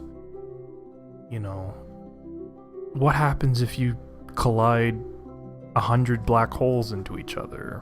You know, that kind of stuff. We kind of know, but we also don't. Like, we don't know what's actually happening at the center of, like, a black hole, for instance. So, if 2 centers of a black hole collide, we don't actually know what's going on there. We have ideas, but it's not something that the game could actually simulate, so I'm assuming that it probably just doesn't. It probably just simulates things visually, like, based on how they would look from the outside. But what's actually happening, and what the actual result would be, I don't know. But no, I would definitely have to play it. Get a feel for it. My guess is that it's pretty accurate, especially for things like planets and stars. My guess is it would be pretty accurate, and it would be a pretty good demonstration tool, I think, if you're trying to teach some concepts. So it's definitely something I'll probably pick up maybe and look into playing if there's any interest in that. Definitely. Yeah. Because that's the type of stuff I like to play, right? You know, anyone can play Minecraft on a stream or in a video, right? But I like to play games where I actually have something to say. Where I can add, you know, something to the experience, because that's kind of what my, I wouldn't say my expertise, because I'm not necessarily an expert. I'm just in school for astrophysics, but it's my interest, I guess you could say. I've just been floating here for some time. Actually, ooh, shit. Whoops. I don't necessarily need that. that on right now. I actually made a mistake because I think, well, the actual Apollo mission undocked in Earth orbit and then redocked the command module to the lander. But I still have a ton of fuel in here, so I might just take the rest of the ship the whole way to the moon and do the maneuvering there, the docking. Since a black hole absorbs all light, what do we really see of it? Is it just like an empty dot in space? Yep. You can't see a black hole. It's just black. So the way that we, see a black hole is black holes usually have an accretion disk around them. What about the ring around them? Yeah. So that's the accretion disk. So one way a black hole can form is you can have two stars, a binary star system, two stars that orbit each other. And one of the stars gets too close to the other. Or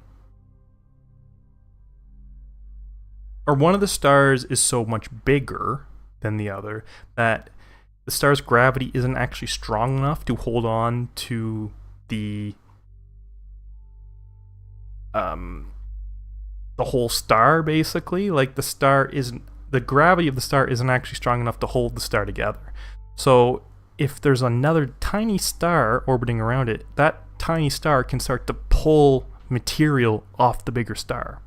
And as that tiny star gets bigger and bigger and bigger and bigger, it can collapse. And that's one of the ways that a black hole can form.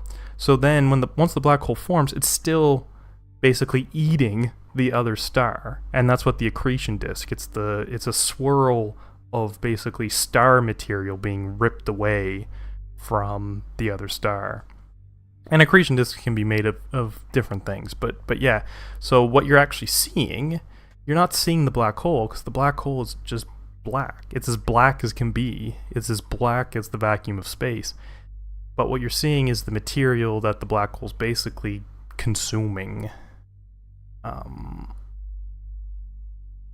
Or another possibility is if you have a huge enough black hole, it'll actually bend the light behind it, around it, and it'll create a sort of halo around the black hole, and you can see that. But you can never actually see a black hole itself, right?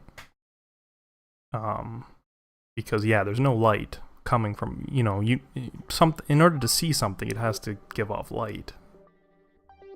Like the one, like from Interstellar is basically what you're seeing. Yeah, you're seeing the stuff around the black hole. You're not seeing the black hole itself. The black hole itself is just the black.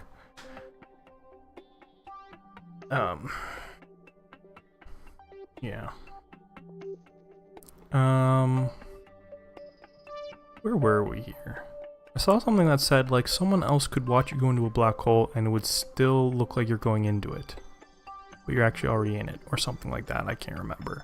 Like, if you're watching someone, you slow down for them and you freeze and disappear. Yes. So, right, it's the same. It's to do with time dilation. If you start to fall into a black hole, because time is going to keep going slower and slower for you, you are never actually going to fall into the black hole, at least from the perspective of someone on the outside.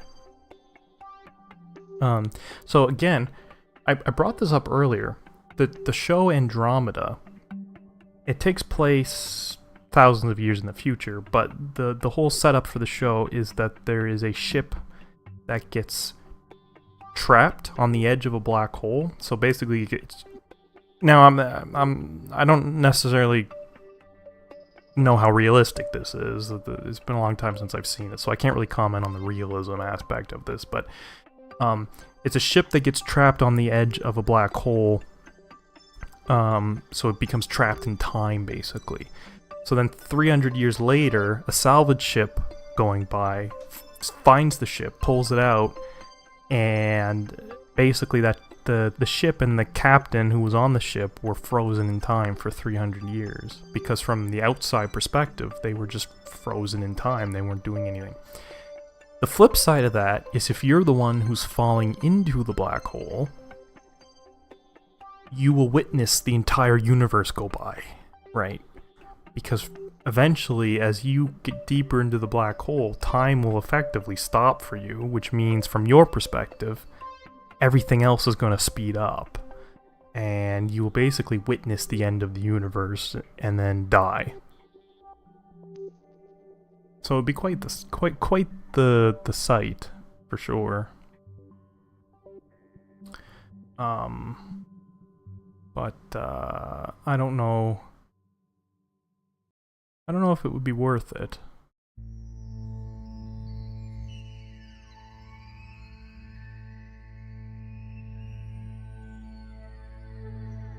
Let's see where we're at here. Okay, I can speed things up here a little bit. And I will see if I can get... I'll see if I can land on the moon. It's been a long time since I've done this. A very long time.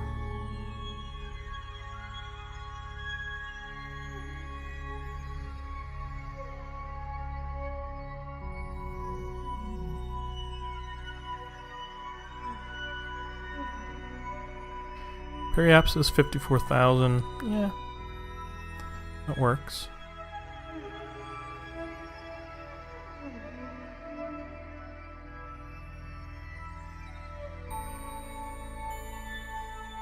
Can planets in the habitable zone of a binary system exist since it would get so hot?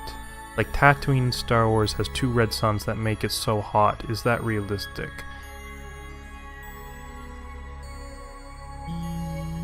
Yes. It depends what you mean by so hot, right? Because the habitable zone is basically entirely based on temperature. So the habitable zone of a star or a binary system is wherever the right temperature is. So by definition, if a planet is in the habitable zone, that means that it's habitable, or the temperature is right. You know, of course, there's other factors, but Tatooine in Star Wars would be on the closer edge of the habitable zone.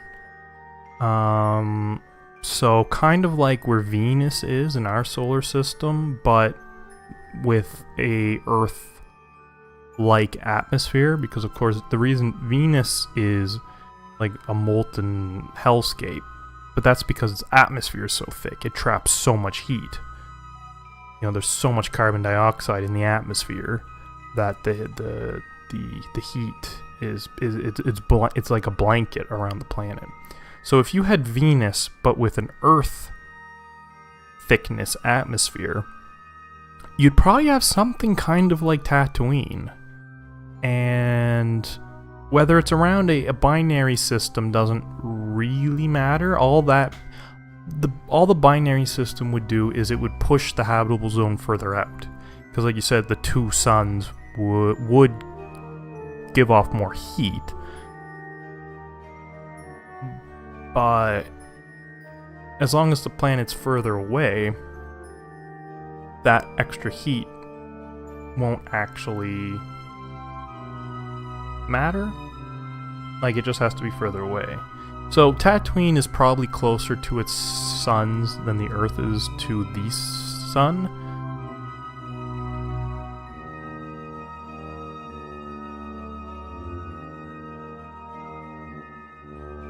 But the other picture I saw, there is visible atmosphere, and like, you know what I mean, wasn't it the Russian rover? Are you talking about Venus? Because Venus has a visible atmosphere, it's just very thick. Like it's like 100 times as dense. Yeah. Venus, from the surface of Venus, the atmosphere would look pretty normal. It's just that it's very thick.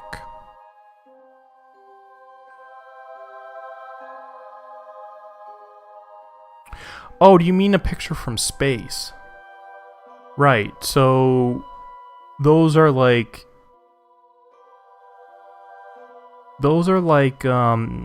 infrared pictures or something.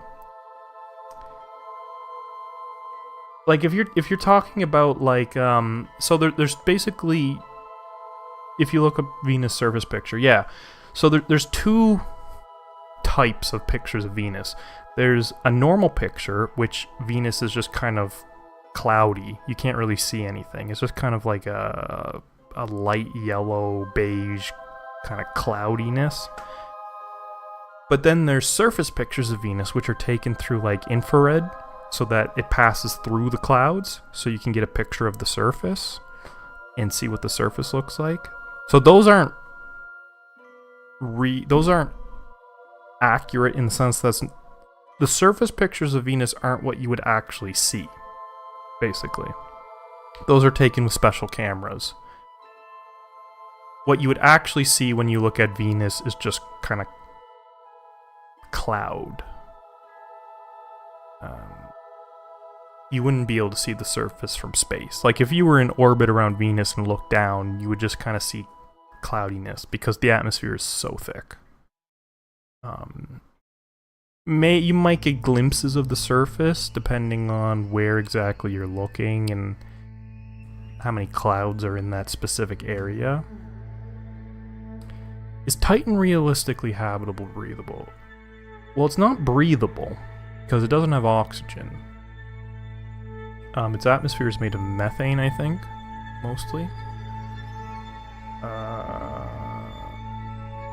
At least it's not breathable to humans. You know, it's conceivable maybe there could be some alien life that could breathe Titan's atmosphere. You know, it's hard to say. But Titan, I'd have to look up what exactly Titan's atmospheric pressure is. It's likely that the pressure is right. Titan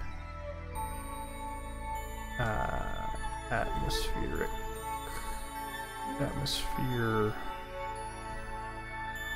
pressure.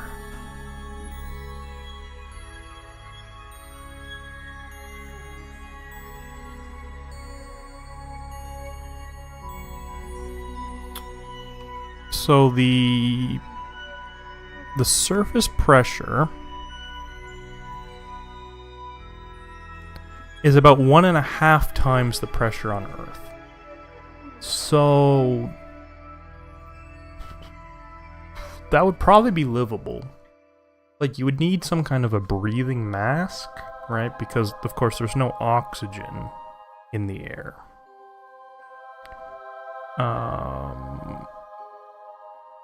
If you could somehow replace the methane with oxygen, you'd be pretty close to a breathable atmosphere. But as it stands, it wouldn't be breathable, but if you had like a scuba mask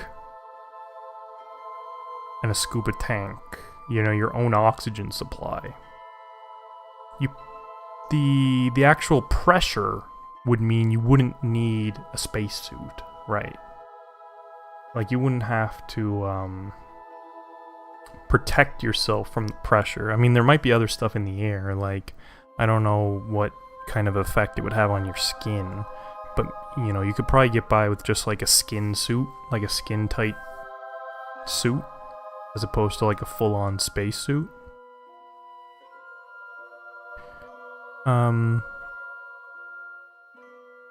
But in that sense, Titan is probably one of the most habitable places in the solar system, because you could pretty easily build bases and walk around, you know, because even on like Mars, right? Mars's atmosphere is so thin that you would need spacesuits as if you were in space, right?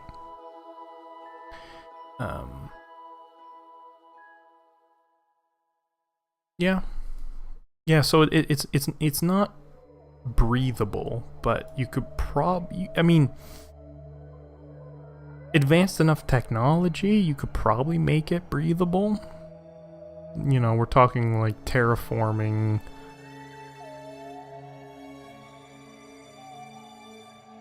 you know, because the thing with Titan is it's very cold. It's very cold. So you would, although you wouldn't need a suit because of the pressure, you might need some kind of special suit. You need to wear like a heated coat, basically. Like, if you could somehow warm up Titan, introduce some oxygen, you would probably be approaching something habitable. It's not out of the question, you know. A lot of this stuff. Some things are a matter of, is it actually possible? But some things are just a matter of how advanced do we have to be technologically. And I think living on Titan is one of those questions of, there's nothing scientific preventing it. It's just a matter of technology, really.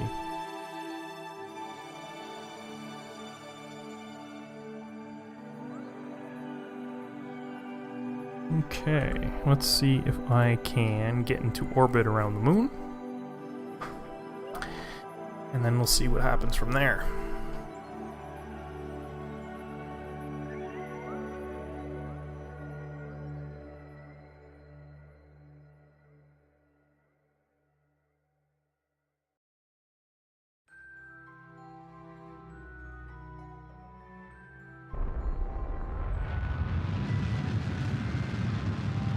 Nope.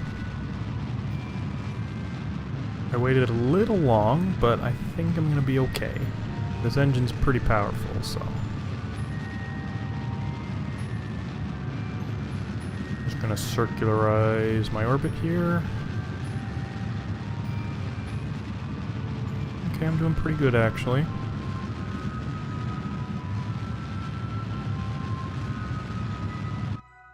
So I definitely, I want to land on the day side, just because that'll be a bit easier. So the main question though is, do I abandon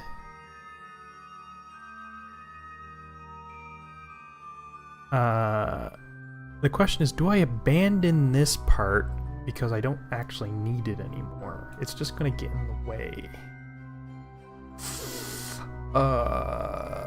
Probably. I think I'm gonna have to. Or I've been lurking so much, was busy, but wanted to try and watch. I can now pay full attention. I'll have to go back and watch the VOD. Yeah, there should be a VOD. I think I have it set up so that there'll be a VOD. Yeah, thanks for coming back and watching. I'm just trying to just throw something out there and see what sticks. I'd like to play some games on my channel, but I want to also I want to try and create a cohesive theme for the channel, being space and science related, somewhat educational.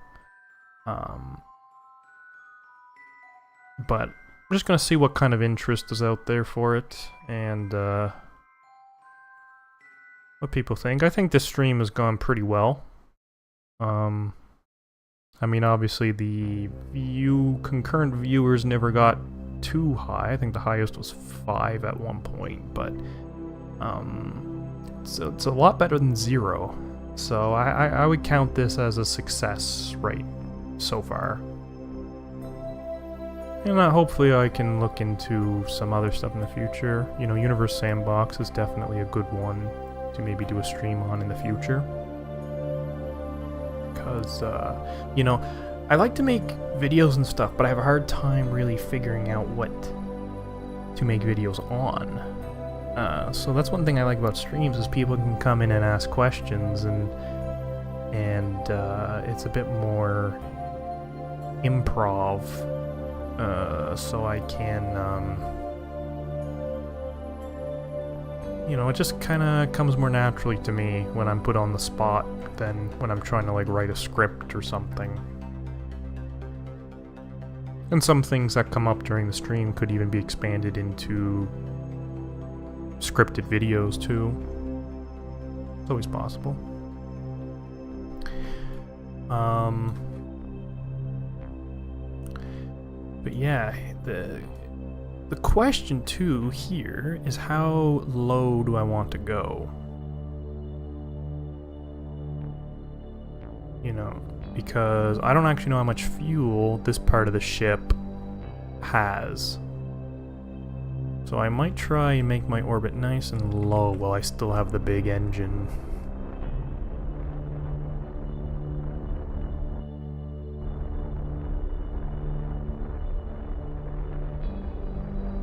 I don't actually know how low to make my orbit here. Because I know the moon does have some pretty tall mountains. I'm gonna say 30,000. That's probably a good number. If I hit a mountain, it'll at least be entertaining. Is there life on Europa? I've heard many theories. Is it a possibility? Well, it's certainly a possibility. Yeah. I think Europa is one of the most promising places in the solar system for life. Because we're pretty sure it has a liquid ocean under the surface. It's like the surface of Europa is like solid ice, several kilometers thick, but underneath that, there's a liquid ocean. And our best guess when it comes to life is that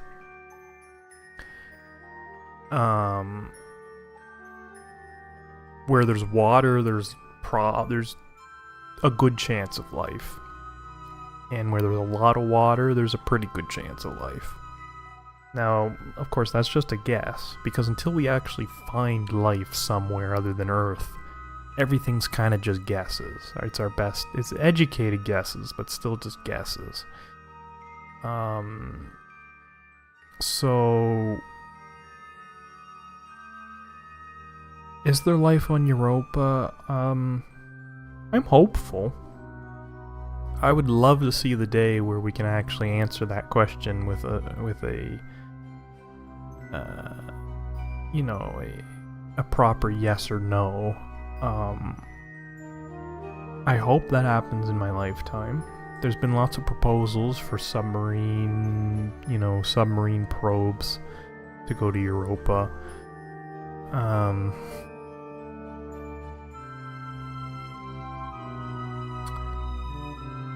But yeah, it's one of those things you can't say yes or no because we just don't know enough. We just don't know. It's one of the most promising, if there is life other than the life on Earth somewhere in the solar system, Europa is a prime candidate. I mean, that's basically as far as we can go right now until we get a better, more data. The dream would be to send a submarine there, but we'll have to see. That's honestly my dream mission, right? Like, if there's anything I want to happen before I die, it's to explore under the surface of Europa, for sure.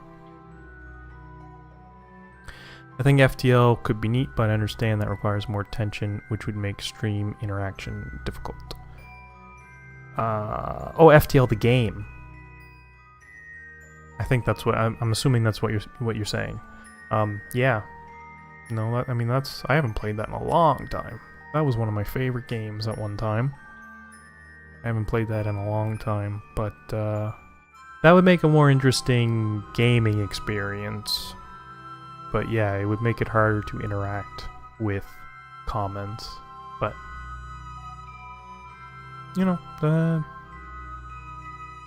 it would be interesting to, because there's a lot of choices in that game, so it might be interesting to have people in the comments give their input.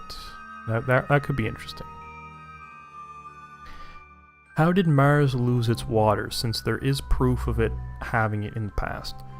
So, yeah, so we're pretty sure that Mars had water in the past. We're pretty sure that Mars actually looked pretty Earth-like in the past. Whether it had life, we don't know.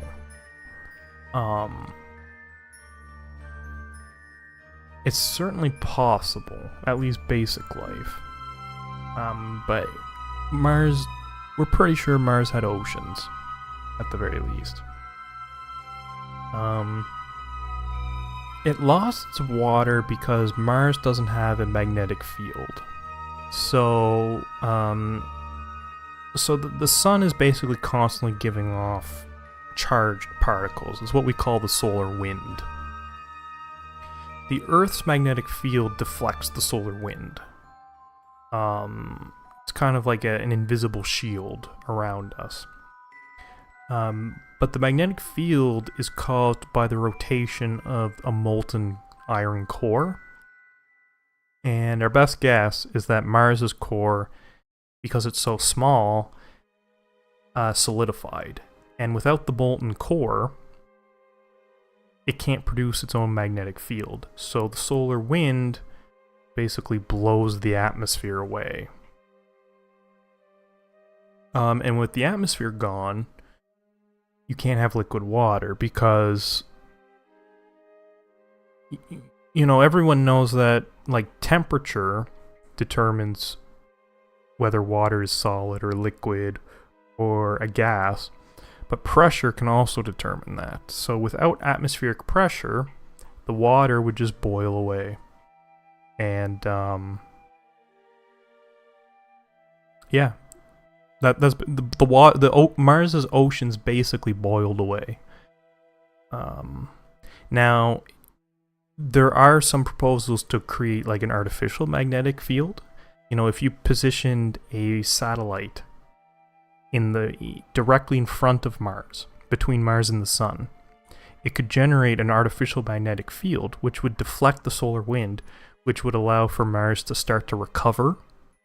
So its atmosphere would start to be built up again, and within maybe 50 years, theoretically, you might even see liquid water on the surface again. So that would be pretty cool. Something that's always been confusing to me, let's say you go to Jupiter and don't get completely crushed due to its pressure and gravity. If you just fall into it, will you pass through the other side of the planet given ample time? No.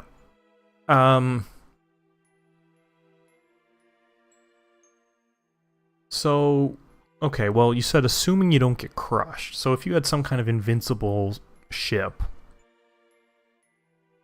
you would... Okay, so first of all, under normal circumstances, you would get crushed before you even got anywhere close to passing through it. But since you specifically mentioned, you know, what if you didn't get crushed? So say you had some kind of special ship that wouldn't get crushed. We're not sure what's at the center of Jupiter, but our best guess is that the center of Jupiter is in fact solid. So you'll hear a lot people say things like, oh, the gas planets don't have any solid surface, right? Because they're all made of gas. The pressure is going to be so great at the center of Jupiter that it's basically going to compress whatever's there into a solid. At the very least, it's going to compress whatever's there into a liquid. So one idea is that Jupiter could have a liquid metallic hydrogen core, basically meaning that the center of Jupiter would be made of hydrogen, but the pressure would be so strong that it would create liquid hydrogen, and the hydrogen would be metallic. It's kind of a crazy thing, but like hydrogen under the right conditions can be metal-like. So like it would almost be something like mercury, I guess, which is, you know, a liquid metal, but super high pressure. But that's one idea. The other idea is that the gas planets are actually basically just normal planets that have so much gas on them that they're unrecognizable as such. So the idea is that underneath the atmosphere of Jupiter, there might be an Earth-sized solid thing. Like, it'd be weird kind of to call it a planet, because I mean the whole of Jupiter is the planet. But yeah, the core of Jupiter is very likely solid. So you would, if you didn't get crushed by the atmosphere, you would eventually crash into something. There's actually this really cool, there's this book I read a long time ago. And it had pictures of the future, right? Future spacemen. And one of the pictures involved colonizing Jupiter. And there was this idea that Jupiter, if you could get through the atmosphere of Jupiter, you could go on the surface, the solid surface. And it had astronauts basically driving around in these little like tanks, right? Because the gravity would be so strong and the atmosphere would be so strong, you'd have to basically be in these little tanks in order to get around. I mean, it's a nonsense idea, but yeah, there's probably something there for you to crash into. You probably wouldn't come out the other side, no matter how advanced your ship was. How did Saturn get its rings? Was it from moons that were destroyed? Probably. Well, either moons that were destroyed or just never formed in the first place. Because Saturn isn't going to have its rings forever. They are eventually going to collide. Either collide with each other to create a new moon, or some of them are going to get scooped up by other moons. So Saturn's rings will eventually disappear. And I believe that at one time Saturn didn't have rings. So its rings probably came from a moon. So what happens is, in the early solar system, there were lots of planets or planet-like things kind of traveling around. So every so often, one of these planets would get close enough to a gas giant that one of, I guess, four things. There's four possibilities, I guess, when one of these little planets gets too close to a gas giant. Either one, it gets deflected out of the solar system to just like never be seen again. Two would be it gets captured into orbit around the planet. And that's where most of these planets get their moons. The third option would be that it collides with the planet, in which case, again, it would never be seen again. But the fourth option is it gets captured as a moon, but it's just a little too close. It's within what's called the Roche limit. So the Roche limit is when a moon is in orbit of a planet, but it's just a little too close to the planet that the planet's gravity rips the moon apart. And basically it would create a ring system. And yeah, that's one of the most probable, I guess, origins for Saturn's rings. See, this would be a perfect thing for Universe Sandbox to demonstrate, because I believe Universe Sandbox can simulate a planet or a moon breaking up into a ring system. It's been so long since I played it, I can't quite remember, but I want to say it can. No, that would be the perfect game to have right now, but I don't actually own the new version. So I'll have to look into buying that. It's on sale right now for the summer sale. So it might be a good choice. Maybe. We'll have to see.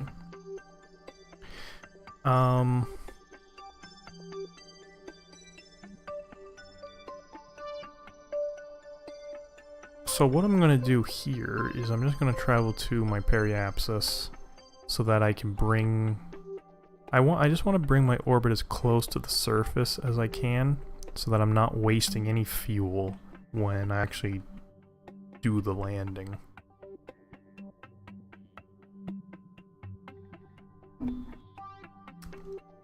It's actually getting very late. It's almost 1 in the morning here. So I'm going to have to probably not be on for much longer. But I will say that it was a great stream, I think. I had a pretty good time anyway. I would like to maybe land this first, and then I'll probably call it a night. And hopefully do this again pretty soon. And yeah, the VOD, there should be a VOD. I did some testing, and I had a test stream, and it did create a VOD, so this one should create a VOD, although it would be a long watch. We're approaching, we just passed 2.5 hours, but you could probably fast forward through some of the boring bits if you wanted to watch it from the start.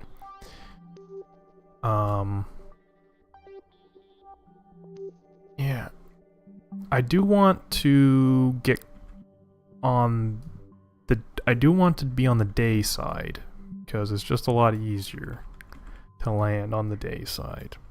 Okay, this is probably good. So this is a little scary, but I'm going to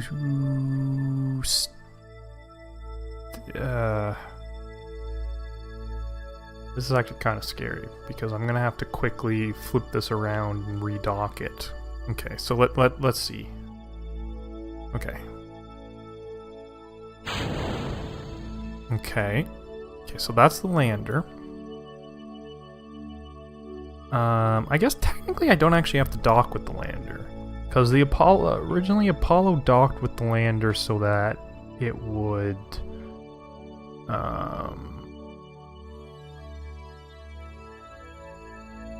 well, you know what? No, I'm gonna dock with the lander because I have to pull it away from this so that that's not in the way. Okay, so separate. That's interesting. Hopefully that doesn't cause any problem. Okay, so got that. Okay. Hopefully that piece of debris gets out of my way. Oop, shit. Oh, no, I have the stability assist on. Actually, the stability assist can help me here. I just need to flip it around. Like so. And I just need to dock. I'm not perfectly lined up here, but I might be close. Yep. The docking ports are a bit magnetic.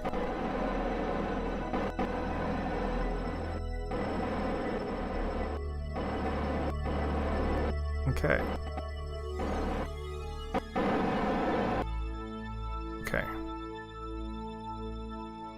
Okay, so now I want to eject. What was that? Why did that not eject? I'm just gonna do this manually. Okay. Okay, so now I want to flip this back around, and I just want to burn away from this so that this isn't something I might collide into. So don't know if you missed it, didn't want to answer it, but if you're willing to share your opinion, do you believe that NASA already knows about things about life but aren't willing to share the knowledge with us yet? Okay, so I did miss that. I didn't intend to ignore that if that was something you asked earlier.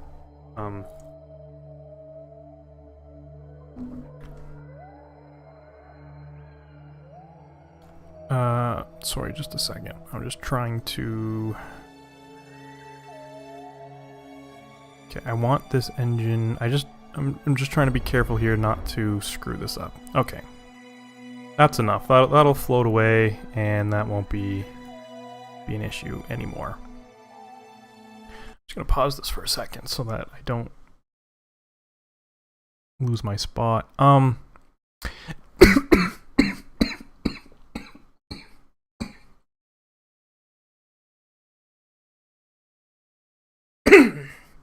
don't know where that came from. But do I think NASA already knows things about life? So do you mean like the existence of like alien life?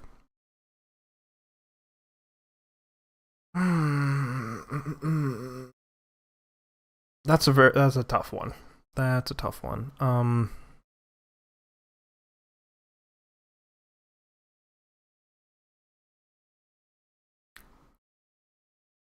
Because there's kind of two questions there. There's one, do I think it's possible that NASA has found out about alien life? And two, do I think they would share it?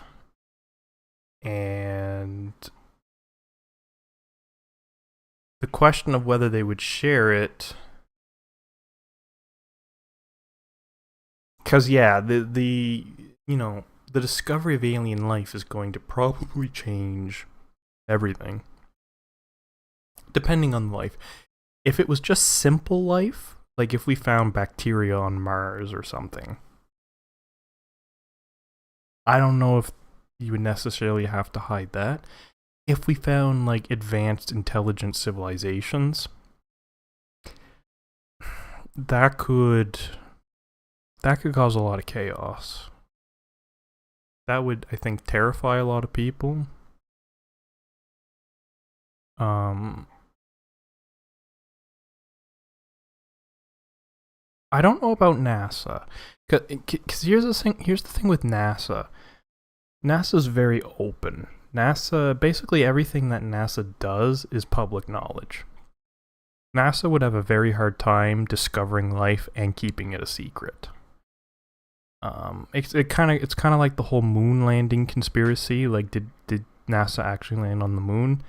It would be virtually impossible for NASA to fake the moon landing and hide that. Like, it would get out. Because NASA by its nature is a very open organization. They would have a very hard time hiding things. Now, like the U.S. military or something, on the other hand, if they were to find out about advanced alien life, would they keep it a secret?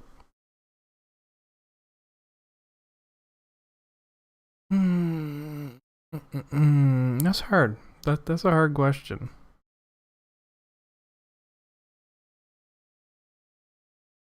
Do I think there's a few layers to this? One, do I think there's alien life? Yes. Do I think alien life has visited Earth? I don't think it's impossible. I don't know how likely it is, but I think it's certainly within the realm of possibility that alien life has visited Earth before. That doesn't necessarily mean like flying saucers or whatever, but like it could have even been in the distant past. You know, dinosaurs. Like there's that movie 65 with Adam Driver. Kind of a silly movie in the way they portray dinosaurs, but the idea is pretty sound. The idea that like an alien could have come to Earth during the time of the dinosaurs, I mean that there's nothing wrong with that.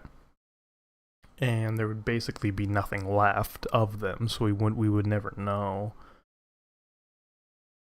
But like, did alien life come to Earth recently enough that modern governments would be aware of it? That's a pretty crazy question. It's not a question that has an easy answer. I'm gonna say no. Like, as in, I don't think knowledge of alien life is being hidden from us, just because I really don't think that's something you could keep hidden. No matter who it was, it would eventually get out. And and I don't just mean like conspiracy theory on History Channel stuff. I mean like concrete evidence would get out to the general public. I really don't think you could hide that. I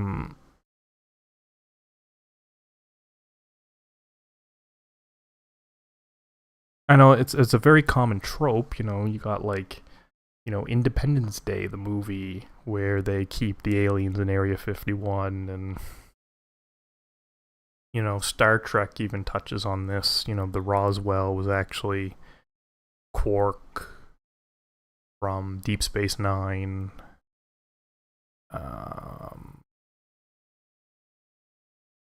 But I don't know. I really don't know if you could keep that hidden. That's more of like a human nature question than space. But yeah,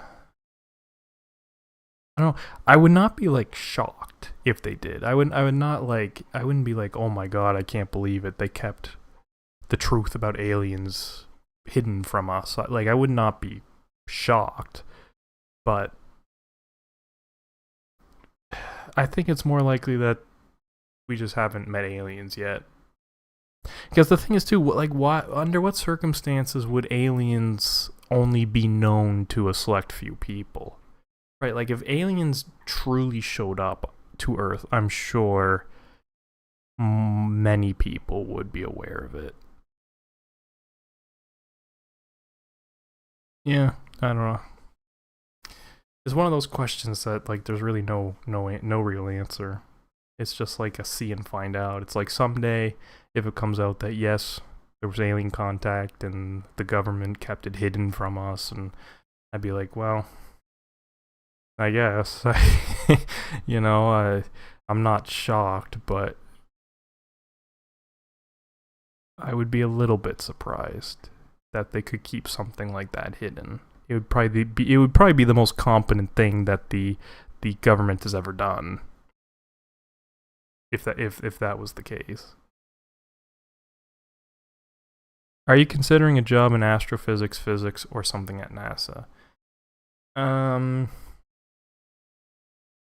Probably not at NASA. NASA is more so the people who create the tools for physics and astrophysics and so on. You know, they're more so the engineers and scientists involved in that. My career path would probably be more so academic, like working for a university, you know, professor, or you know, that's if I stick purely with astrophysics. You know, one thing I've considered is becoming a teacher, you know, like high school level. But if I wanted to do something more than that, then probably something like a university professor would be a pretty clear career path. But to be honest, I don't know. I really don't know. Science education, you know, science communication is something that interests me as well. You know, if you look at someone like Carl Sagan, that was kind of his whole thing. You know, he was a scientist in his own right, but you know, he very much believed in science communication, explaining things to people, creating documentaries. That kind of thing really interests me. You know, there's a lot. You know, I'll probably just kind of see where things go, if I'm being honest. Yeah. I'm a very indecisive person. I don't really know what I want in life.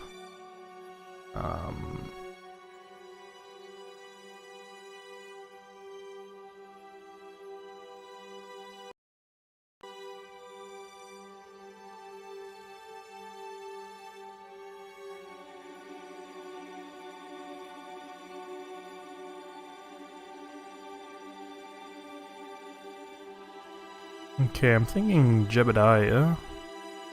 Jebediah And Bill, I think, is the engineer, so I think those are the guys I'm gonna send. Actually, why am I EVAing him? I can probably just transfer him. That wasn't very smart. Okay.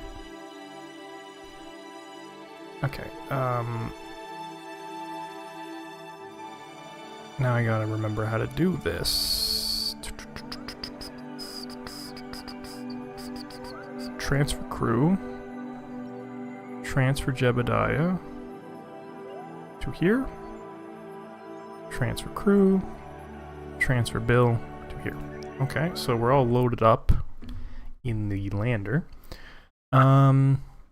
Hypothetically, might sound kind of stupid. What if some really smart guy, a genius in engineering construction, could he hypothetically build a small-scale rocket with pressurizing systems and a working suit or something of that sort and go to space on his own if he had ample money?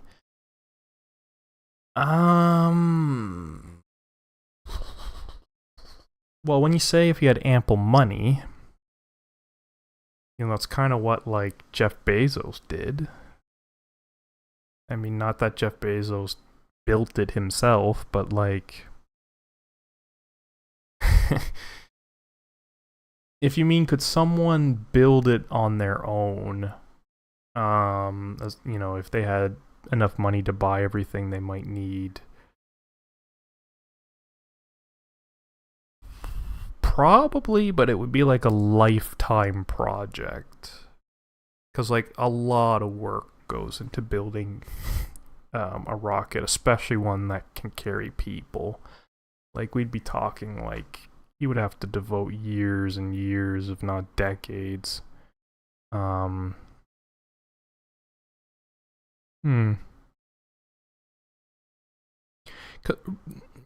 Here's the thing, rockets don't have to be that complicated. Like, stuff like the Saturn V isn't, you know, a person's not going to build the Saturn V by themselves. But, like you said, you know, a small rocket, probably. It would probably be pretty dangerous. You know, there's a reason why so many people are involved in rocket launches. It's because any number of things could go wrong. And if you just have one guy, he's probably not going to think of everything. And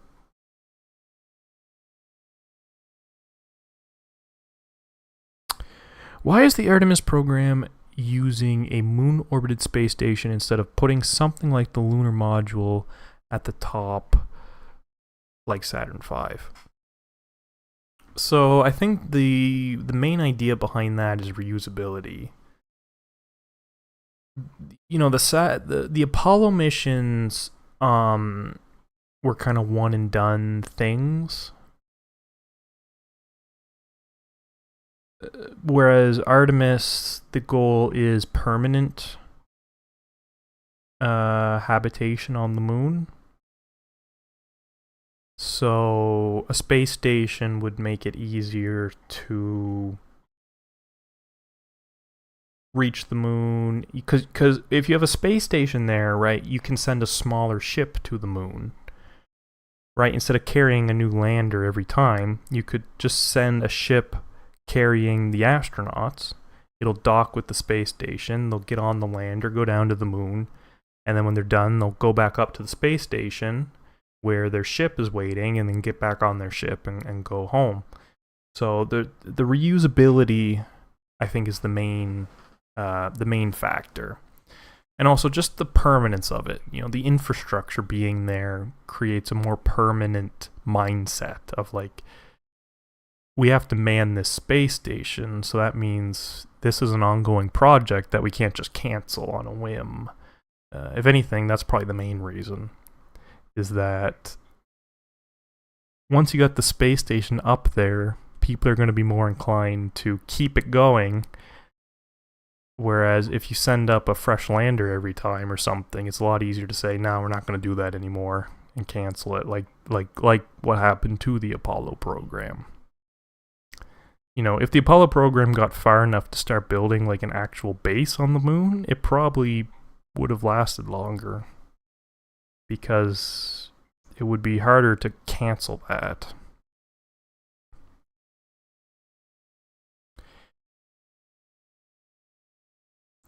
Do you think space programs would consider traveling to less known things like big asteroids as like outposts or bases if they wanted to travel deeper into the solar system, if they conquered Mars and Moon, that is?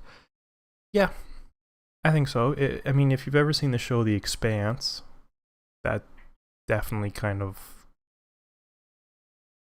what they're going for is asteroids have a lot of resources. Asteroids have a lot of water, a lot of metal,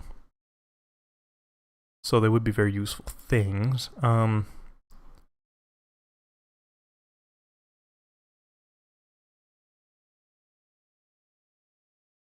Yeah, I mean, I don't have much to elaborate on that. I think it's very likely that once we start building permanent bases on the Moon and Mars, Ceres is an obvious choice. Which is the biggest asteroid or dwarf planet in the asteroid belt, depending on who you ask. And other large asteroids would make for good resource extraction sites because the thing is, when we're talking about building big things, big space stations or big ships, the hardest part of that is getting the stuff into space. So if you can go to an asteroid that's already in space, mine and refine your resources, the hardest part's already done for you. So you can start to build some pretty crazy huge things. Rather than using asteroids as bases necessarily and bringing the resources back, I think it's more like we'll probably just start taking asteroids back. If you haul an asteroid back and put it in orbit around the Earth, you can mine it and you can build tons of crazy stuff out of it. How would a gun work in space compared to Earth? If you were to fire a standard issue military pistol with 9mm round, how would it work in space? Would it just slowly come out of the chamber and float, or any sort of launch projectile in that sense? So that would depend on how the oxidizer is stored. So I think a modern gun would probably work fine in space because the oxidizer is actually in the bullet. The reaction happens within the bullet. So you could probably shoot it and it would fire like normal, it would shoot out. It would just keep going forever, right? Like unless it hit something. But if the bullet didn't hit anything, it would just keep going forever because there'd be no air to slow it down, there'd be no ground for it to fall down and hit, Not all guns would work in space though. Something like a musket, where the gunpowder is loaded separately to the ball, there would be no oxygen for the gunpowder to react with. So a musket wouldn't fire. A modern pistol, probably. But not something like a musket or a cannon or anything like that.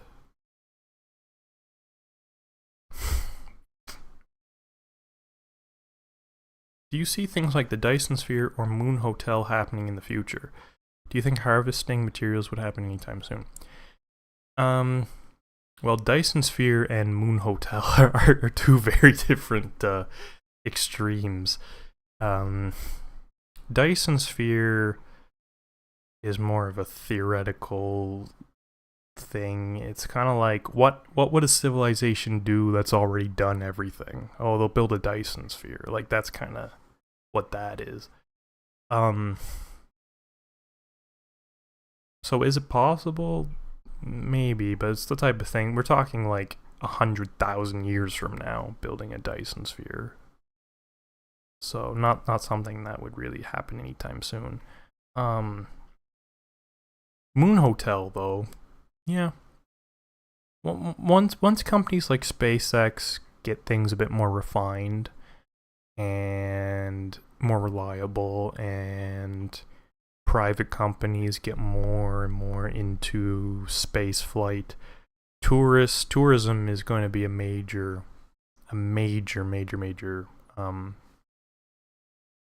funding source, really. You know, a company like SpaceX's whole thing is they want to get to Mars, but they're going to need to fund that, and tourism is probably a major way to do that. And so Moon Hotel, I mean, I think an orbital hotel will probably come well before a moon hotel. As for like when, I think an orbital hotel is definitely within our lifetimes. Moon hotel, maybe, especially if the Artemis program works out fine and SpaceX gets to develop their landers a bit more and so on. Moon hotel within our lifetimes, I could definitely see it. And do I think harvesting materials would happen anytime soon? Yeah, I would hope so. Because harvesting asteroids is probably our best bet to creating the sorts of science fiction-y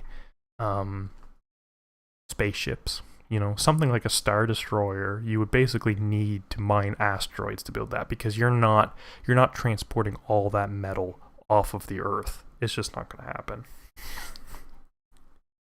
So I think that asteroid mining, and the other factor is that asteroids have a lot of precious metals too. You know, they have a lot of iron, which is very useful, but they have a lot of gold and a lot of platinum. And the first company to get an asteroid, bring it back to the Earth, mine it, they will control the gold supply and the platinum supply. So we're not quite there yet where companies are like competing to do this, but I think we're getting close, because there's going to be an asteroid gold rush probably within our lifetimes. I would bet on that. In the sense of Dyson Sphere Tournament harvesting the power of stars. Yeah, just as a general concept, I think that was definitely a long ways off.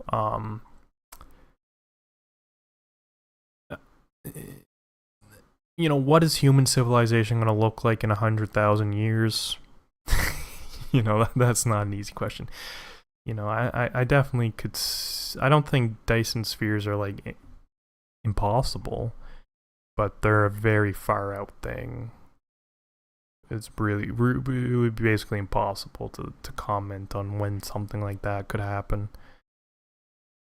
You know, we're talking like Death Star, like, is it even possible? Probably, but like, we're talking such an advanced civilization that like it's, yeah. Is there any sort of catastrophic accident with the Artemis program? Do you think they would cut? If there is a catastrophic accident with the Artemis program, do you think they would cut funding?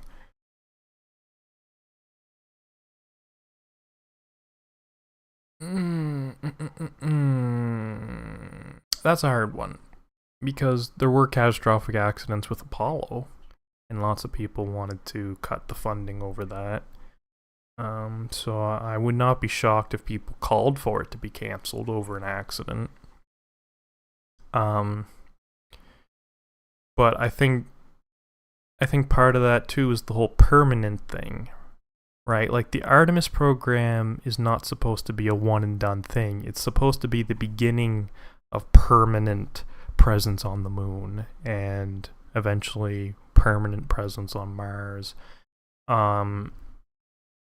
So I think there's kind of like a hurdle. If NASA can get over the first hurdle of getting some of that infrastructure in place, no one's going to want to cancel it, right? Because the biggest factor when it comes to space, when it comes to NASA, is jobs. It's which states are getting the jobs. And once a state has the contract to build the space station parts, or the ships that launch them, or so on, they're not going to want to cancel it. And I mean, it's hard. It's hard to know for sure. But you know,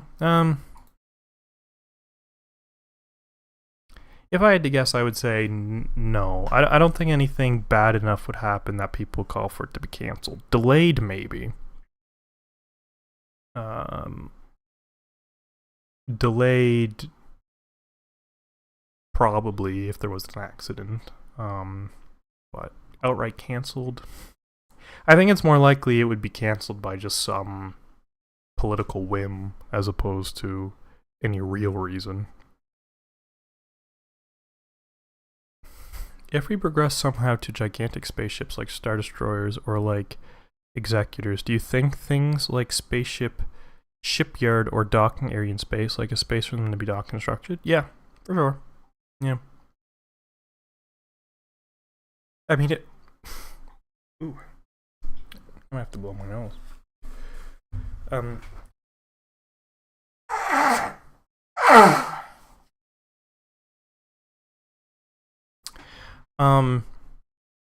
Yeah, for sure. Once we unlock asteroid mining, like once asteroid mining becomes a regular thing,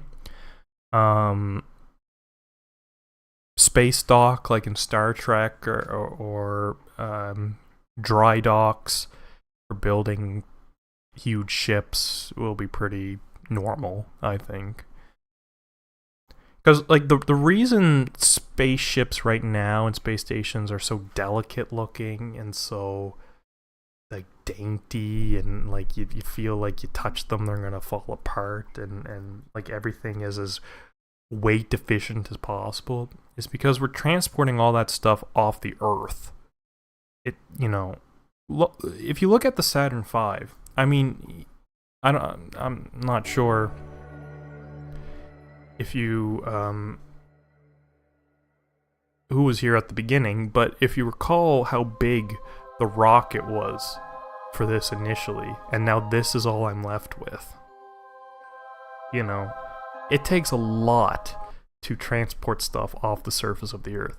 So if we get asteroid mining, you're going to start to be able to build whatever you want. You'll be able to build massive space stations. You'll be able to build dry docks to build ships in. Yeah. That's totally realistic. I believe in Star Wars Rogue One there was a scene of Imperial Star Destroyers docked in a space dock being worked on by stormtrooper astronauts. Yeah. No. I mean, it makes perfect sense. I mean, you build ships in dry docks. You don't see that now because ships are still mainly built on Earth and then shot up into space. But once we get to the point where we're building ships in space, yeah, we're gonna have dry docks and stuff. And I'm pretty sure of that. Do you think the first big spaceship would be built on Earth? How to be able to lift off? No. No, I don't. Something like SpaceX's Starship is probably about as big as you're ever going to get on Earth. There were proposals for bigger ships. There was like Sea Dragon. But I think we're at a point where something like Starship, if Starship is ever properly, optimized and it works very well and all that, starships, or specifically the rocket, the big whatever they call the rocket now, I can't remember, but that's probably as big as rockets are going to get, if I had to guess. And then we'll just launch pieces into space and assemble bigger things in space. Which is partly kind of what the Artemis program aims to do when it comes to going to Mars, I think. Whatever ship ultimately we send to Mars is probably going to be built in orbit.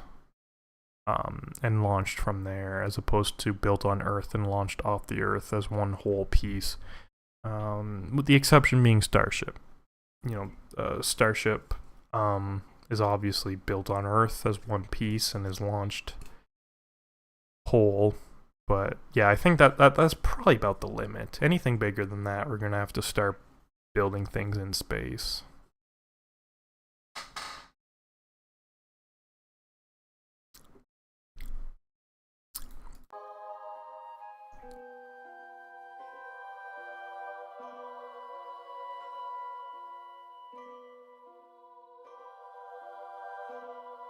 Now I'm going to see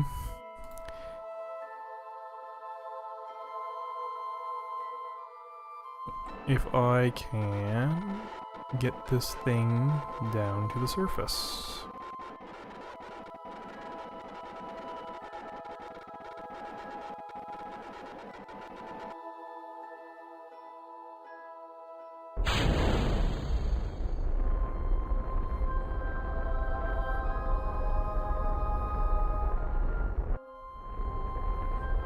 I'm guessing this lander probably doesn't have a whole hell of a lot of fuel. Oh wow, that's a lot of debris. Each little bit of that debris, yeah, that's a pretty good amount. I don't want to fall on the night side again, so I do want to kind of maybe just short of that big crater. I'll probably aim for something like that. And I'll put the landing gear down so I don't forget.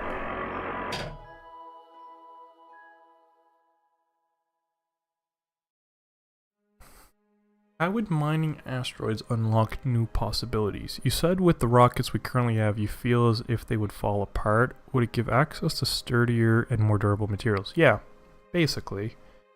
Because with the way... Like, look at the International Space Station. It's made up of a bunch of little pieces all connected at, you know, little docking ports and stuff. It has a very delicate look to it. It's not that I think it's going to fall apart, it's just it has that look. It's very delicate, it's very pieced together. Whereas, you know, and the reason for that is because you can't send up extra weight. You need to send up as little weight as possible. But if all the material, if all the metal is already in space, then you can build stuff as sturdy, you know, you can build spaceships that look like submarines, you know, that are super sturdy, that they don't have like little modules all connected to each other, right? Because you could build a huge spaceship as like one solid piece that you could never do on Earth, because you have to send up all these little pieces and then connect them together. And yeah. Do you think we could see something like the shuttle coming back? No. The space shuttle was very inefficient. There was some interesting innovations that came from the space shuttle, but largely the space shuttle was not a very good use of resources. You know, there's the famous story of the Buran, which was Russia's attempt at a space shuttle. So the Soviet Union, they saw that the United States was building the space shuttle, and they thought, well, if this is what the United States is doing, then we should build one so that we don't fall behind. But then as they started building it, they realized this doesn't make any sense. This is terribly inefficient. This is costing way too much for what it does. They couldn't understand it. Eventually they abandoned it. But they couldn't make sense of why would the United States build a space shuttle. It's just wasteful. Sort of like the Concorde plane, yeah. Yeah, it's very similar. It's like, you know, it's kind of, they almost just went for like what looked cool as opposed to what was truly practical. You know, the space shuttle was ridiculously expensive. And, you know, a space shuttle launch was like $1 billion. You know, what does like a Falcon Heavy launch cost? I'm not sure off the top of my head, but it's a fraction of that. And, yeah, I mean, Starship is a little space shuttle-like in that it's a reusable vehicle that can open up and deploy things. But I don't think we're gonna have something like the space shuttle. Probably the closest we might have is space planes. You know, planes that take off, reach the edge of the atmosphere, and then turn on like rocket thrusters, and then can travel into space. they would probably look something like a space shuttle. It wouldn't be the same system. Like Virgin Galactic, yeah. But it would be like it flies up, goes to space, and then flies back down. So, kind of like the shuttle. I think that's probably the closest we would get to a space shuttle again. The space shuttle was just not a very efficient design. Usually you're better off putting stuff on top of a rocket. It's more efficient to put your payload on top of a rocket and send that into space than it is to put it inside of a plane and then strap the plane to the side of the rocket and send that to space. You know, it's just a lot of unnecessary stuff. It's basically all that is.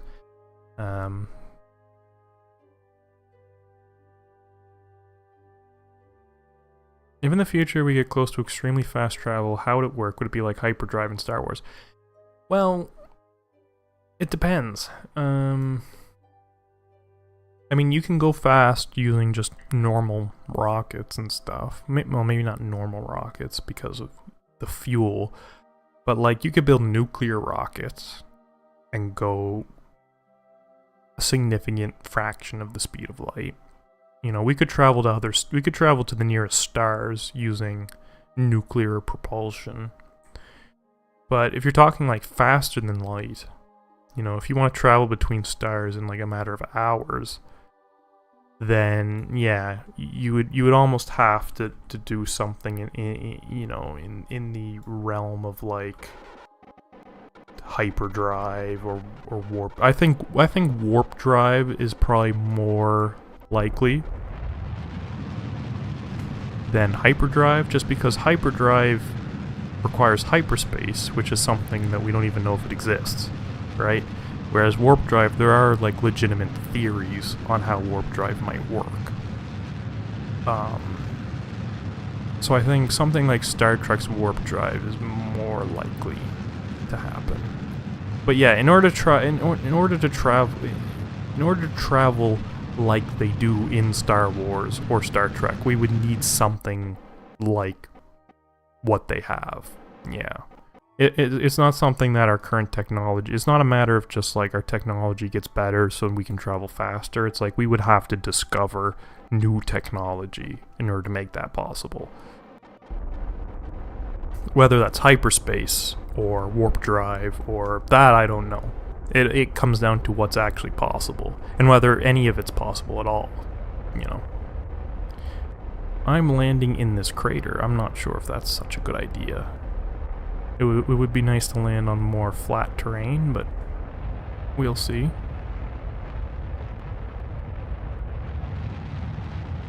Oop. How it goes.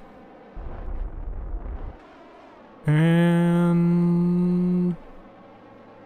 touchdown. We're on the moon.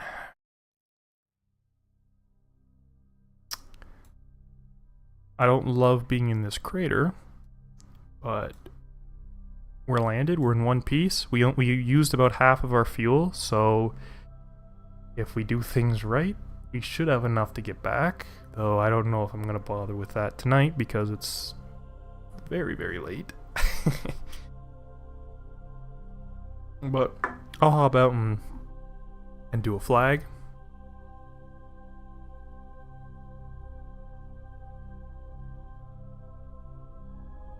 Plant flag.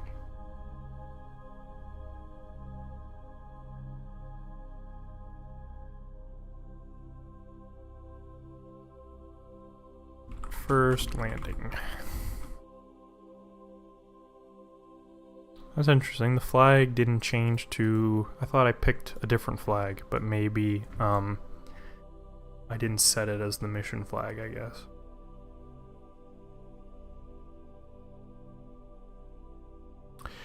Do you think an Ecumenopolis is possible, like a huge planet-wide city like Coruscant in Star Wars? Sorry with all the Star Wars references. No, that's fine. I love to think about stuff like Star Wars and what that would actually be like. I have a few videos on my channel that touch on some of these subjects if you're ever interested. Actually, I have a video specifically about Coruscant, about the population of Coruscant and what a realistic population would be. But yeah, in a further point in civilization, we can reach the point of huge planet-wide cities that have huge heights. So, the thing about Coruscant, I think it's technically feasible. Like, I don't see any reason why we couldn't build a planet-wide city given enough time. But the question is,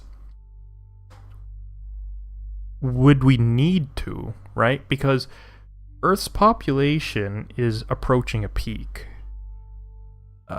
Birth rates are dropping. And the theory is that any sufficiently advanced civilization, people will prioritize having children less and less as the civilization gets more and more advanced.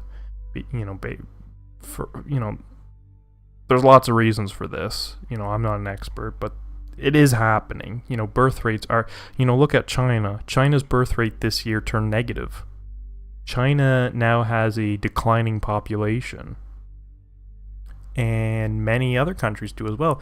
And many other countries would if it weren't for immigration. The United States, Canada, most of Europe would have declining populations if not for immigration. So that'll eventually happen everywhere, and humanity as a whole will eventually peak. And there are different theories as to when this peak will happen. Some say it'll happen around 9 billion people, some say 10, some say 12-ish, but like 12 is like the max. Like 12 is like worst case scenario. World population will hit 12 billion. But that would be it. 12 billion people is not a planet-wide city, right? So, in the case of Star Wars, Coruscant had lots of immigration, presumably. Lots of people moved there, so it probably had a native population, a pretty huge one, and then also lots of people moved there, increasing the population. But, whether Earth and humans on their own would ever create something like Coruscant, I don't see it. Unless it was forced, unless there was some kind of breeding program, or maybe some civilization in the future wants to create people artificially, in growth vats, for some reason, it's not something that would happen naturally, I don't think. I don't think Earth will ever turn into, Coruscant, a planet-wide city. I don't see that happening. Because that's something people used to talk about. If you look at, Blade Runner, it's kind of approaching that, Los Angeles is this massive, massive city, and, but the reality is populations are going to be declining before they ever reach anywhere near the point of needing a planet-wide city. So yeah, I don't think a planet-wide city is inherently impossible. I just don't know if humanity will ever reach the point where it would need one. But maybe some other species that just wants to breed and breed and breed and have as many kids as possible would probably get there. And yeah, I think it's entirely possible. One more Star Wars question. Do you think something like, if the military goes to an all-time low and they desperately need soldiers, could they resort to human cloning with a genetic? Definitely. Yeah. Again, from a technical perspective, I think human cloning is probably possible. Whether we would do it, I'm not sure. Because I feel like by the time we get to a point where we can clone humans, we'll be able to build robots that are better soldiers. And I know in Star Wars there's the whole theme of like, well, the clones are better, you know, because they can think, you know, and they're more creative than the droids. But the reality is computing technology is getting so advanced that the droids would not be as stupid as they're portrayed. Droids in Star Wars, you know, battle droids are portrayed as being stupid compared to something like C-3PO, who's smart. But like realistically, every battle droid should have a C-3PO brain in them. Like, computing power would not be the limitation to building a huge army of droids. Computer chips are not that expensive, especially for such an advanced society. If you can build the rest of the robot that can function as a soldier, you can give it a good computer chip. So I don't know if cloning... Again, I think cloning will be possible. It's just a matter of whether we would want to. So things like robot assistants like as smart as C-3PO is possible, since we're so advanced in AI technology. Yeah. Yeah, I think so.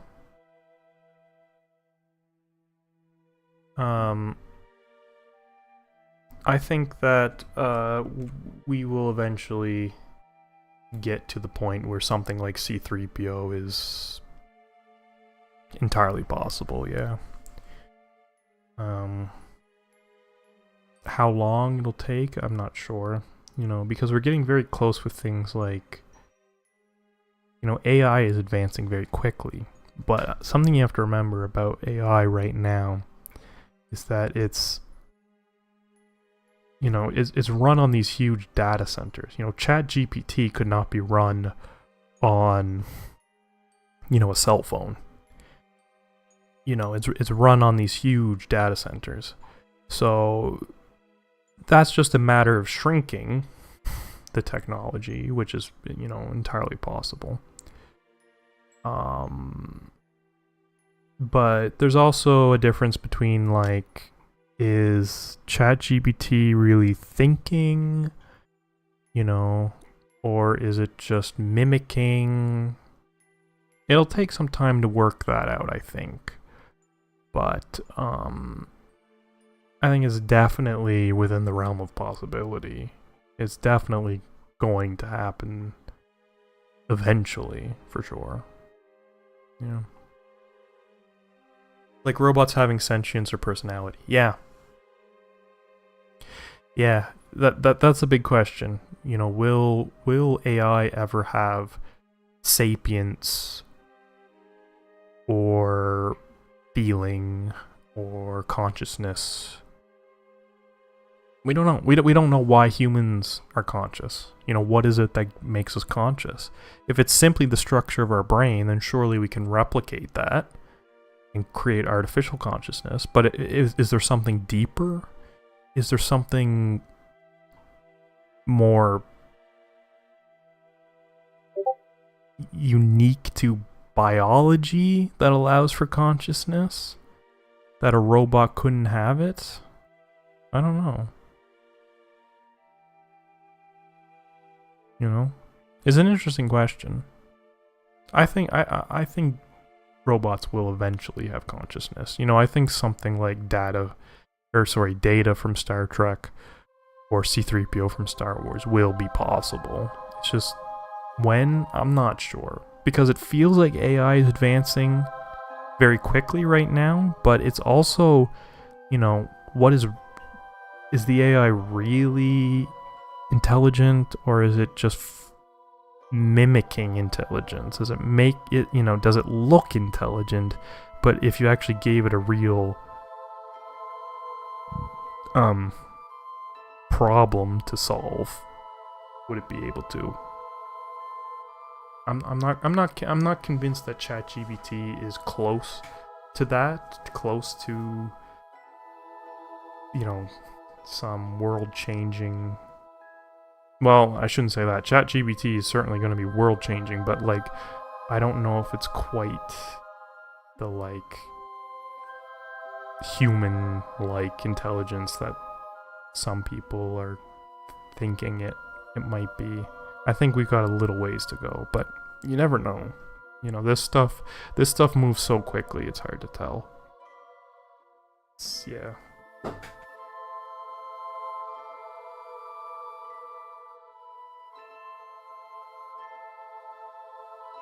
But I might have to call it quits there for now. I really appreciate the engagement and the questions, and it was a very interesting,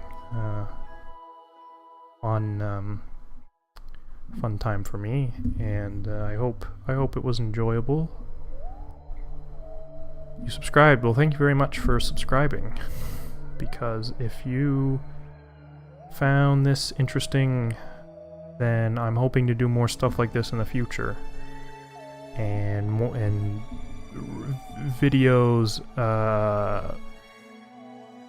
based off some of the types of stuff I talk about. And yeah, I'm hoping to do more live streams, just kind of chill. You know, I'm not like a hardcore gamer or anything. I like to just kind of chill and talk about interesting ideas, and yeah. Hopefully the quality of the stream wasn't bad, audio quality, and I don't have an amazing setup, but yeah.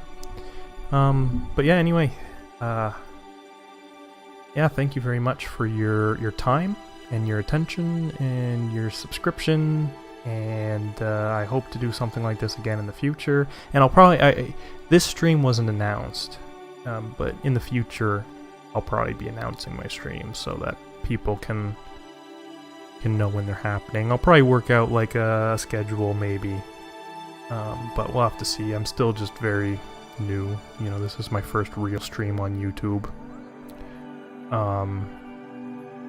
One of the most interesting streams that you've seen. Well, thank you very much.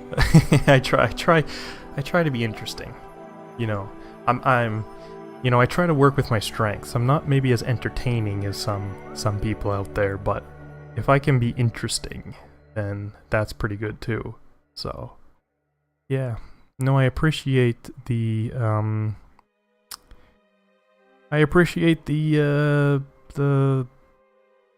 your views and your engagement and all that. So hopefully I'll be doing this again before too long. But I do really have to go because I've been streaming now for 3.5 hours. So yeah. So not really sure how to end it, but yeah. Thanks for watching, and hopefully I will be doing this again before too long.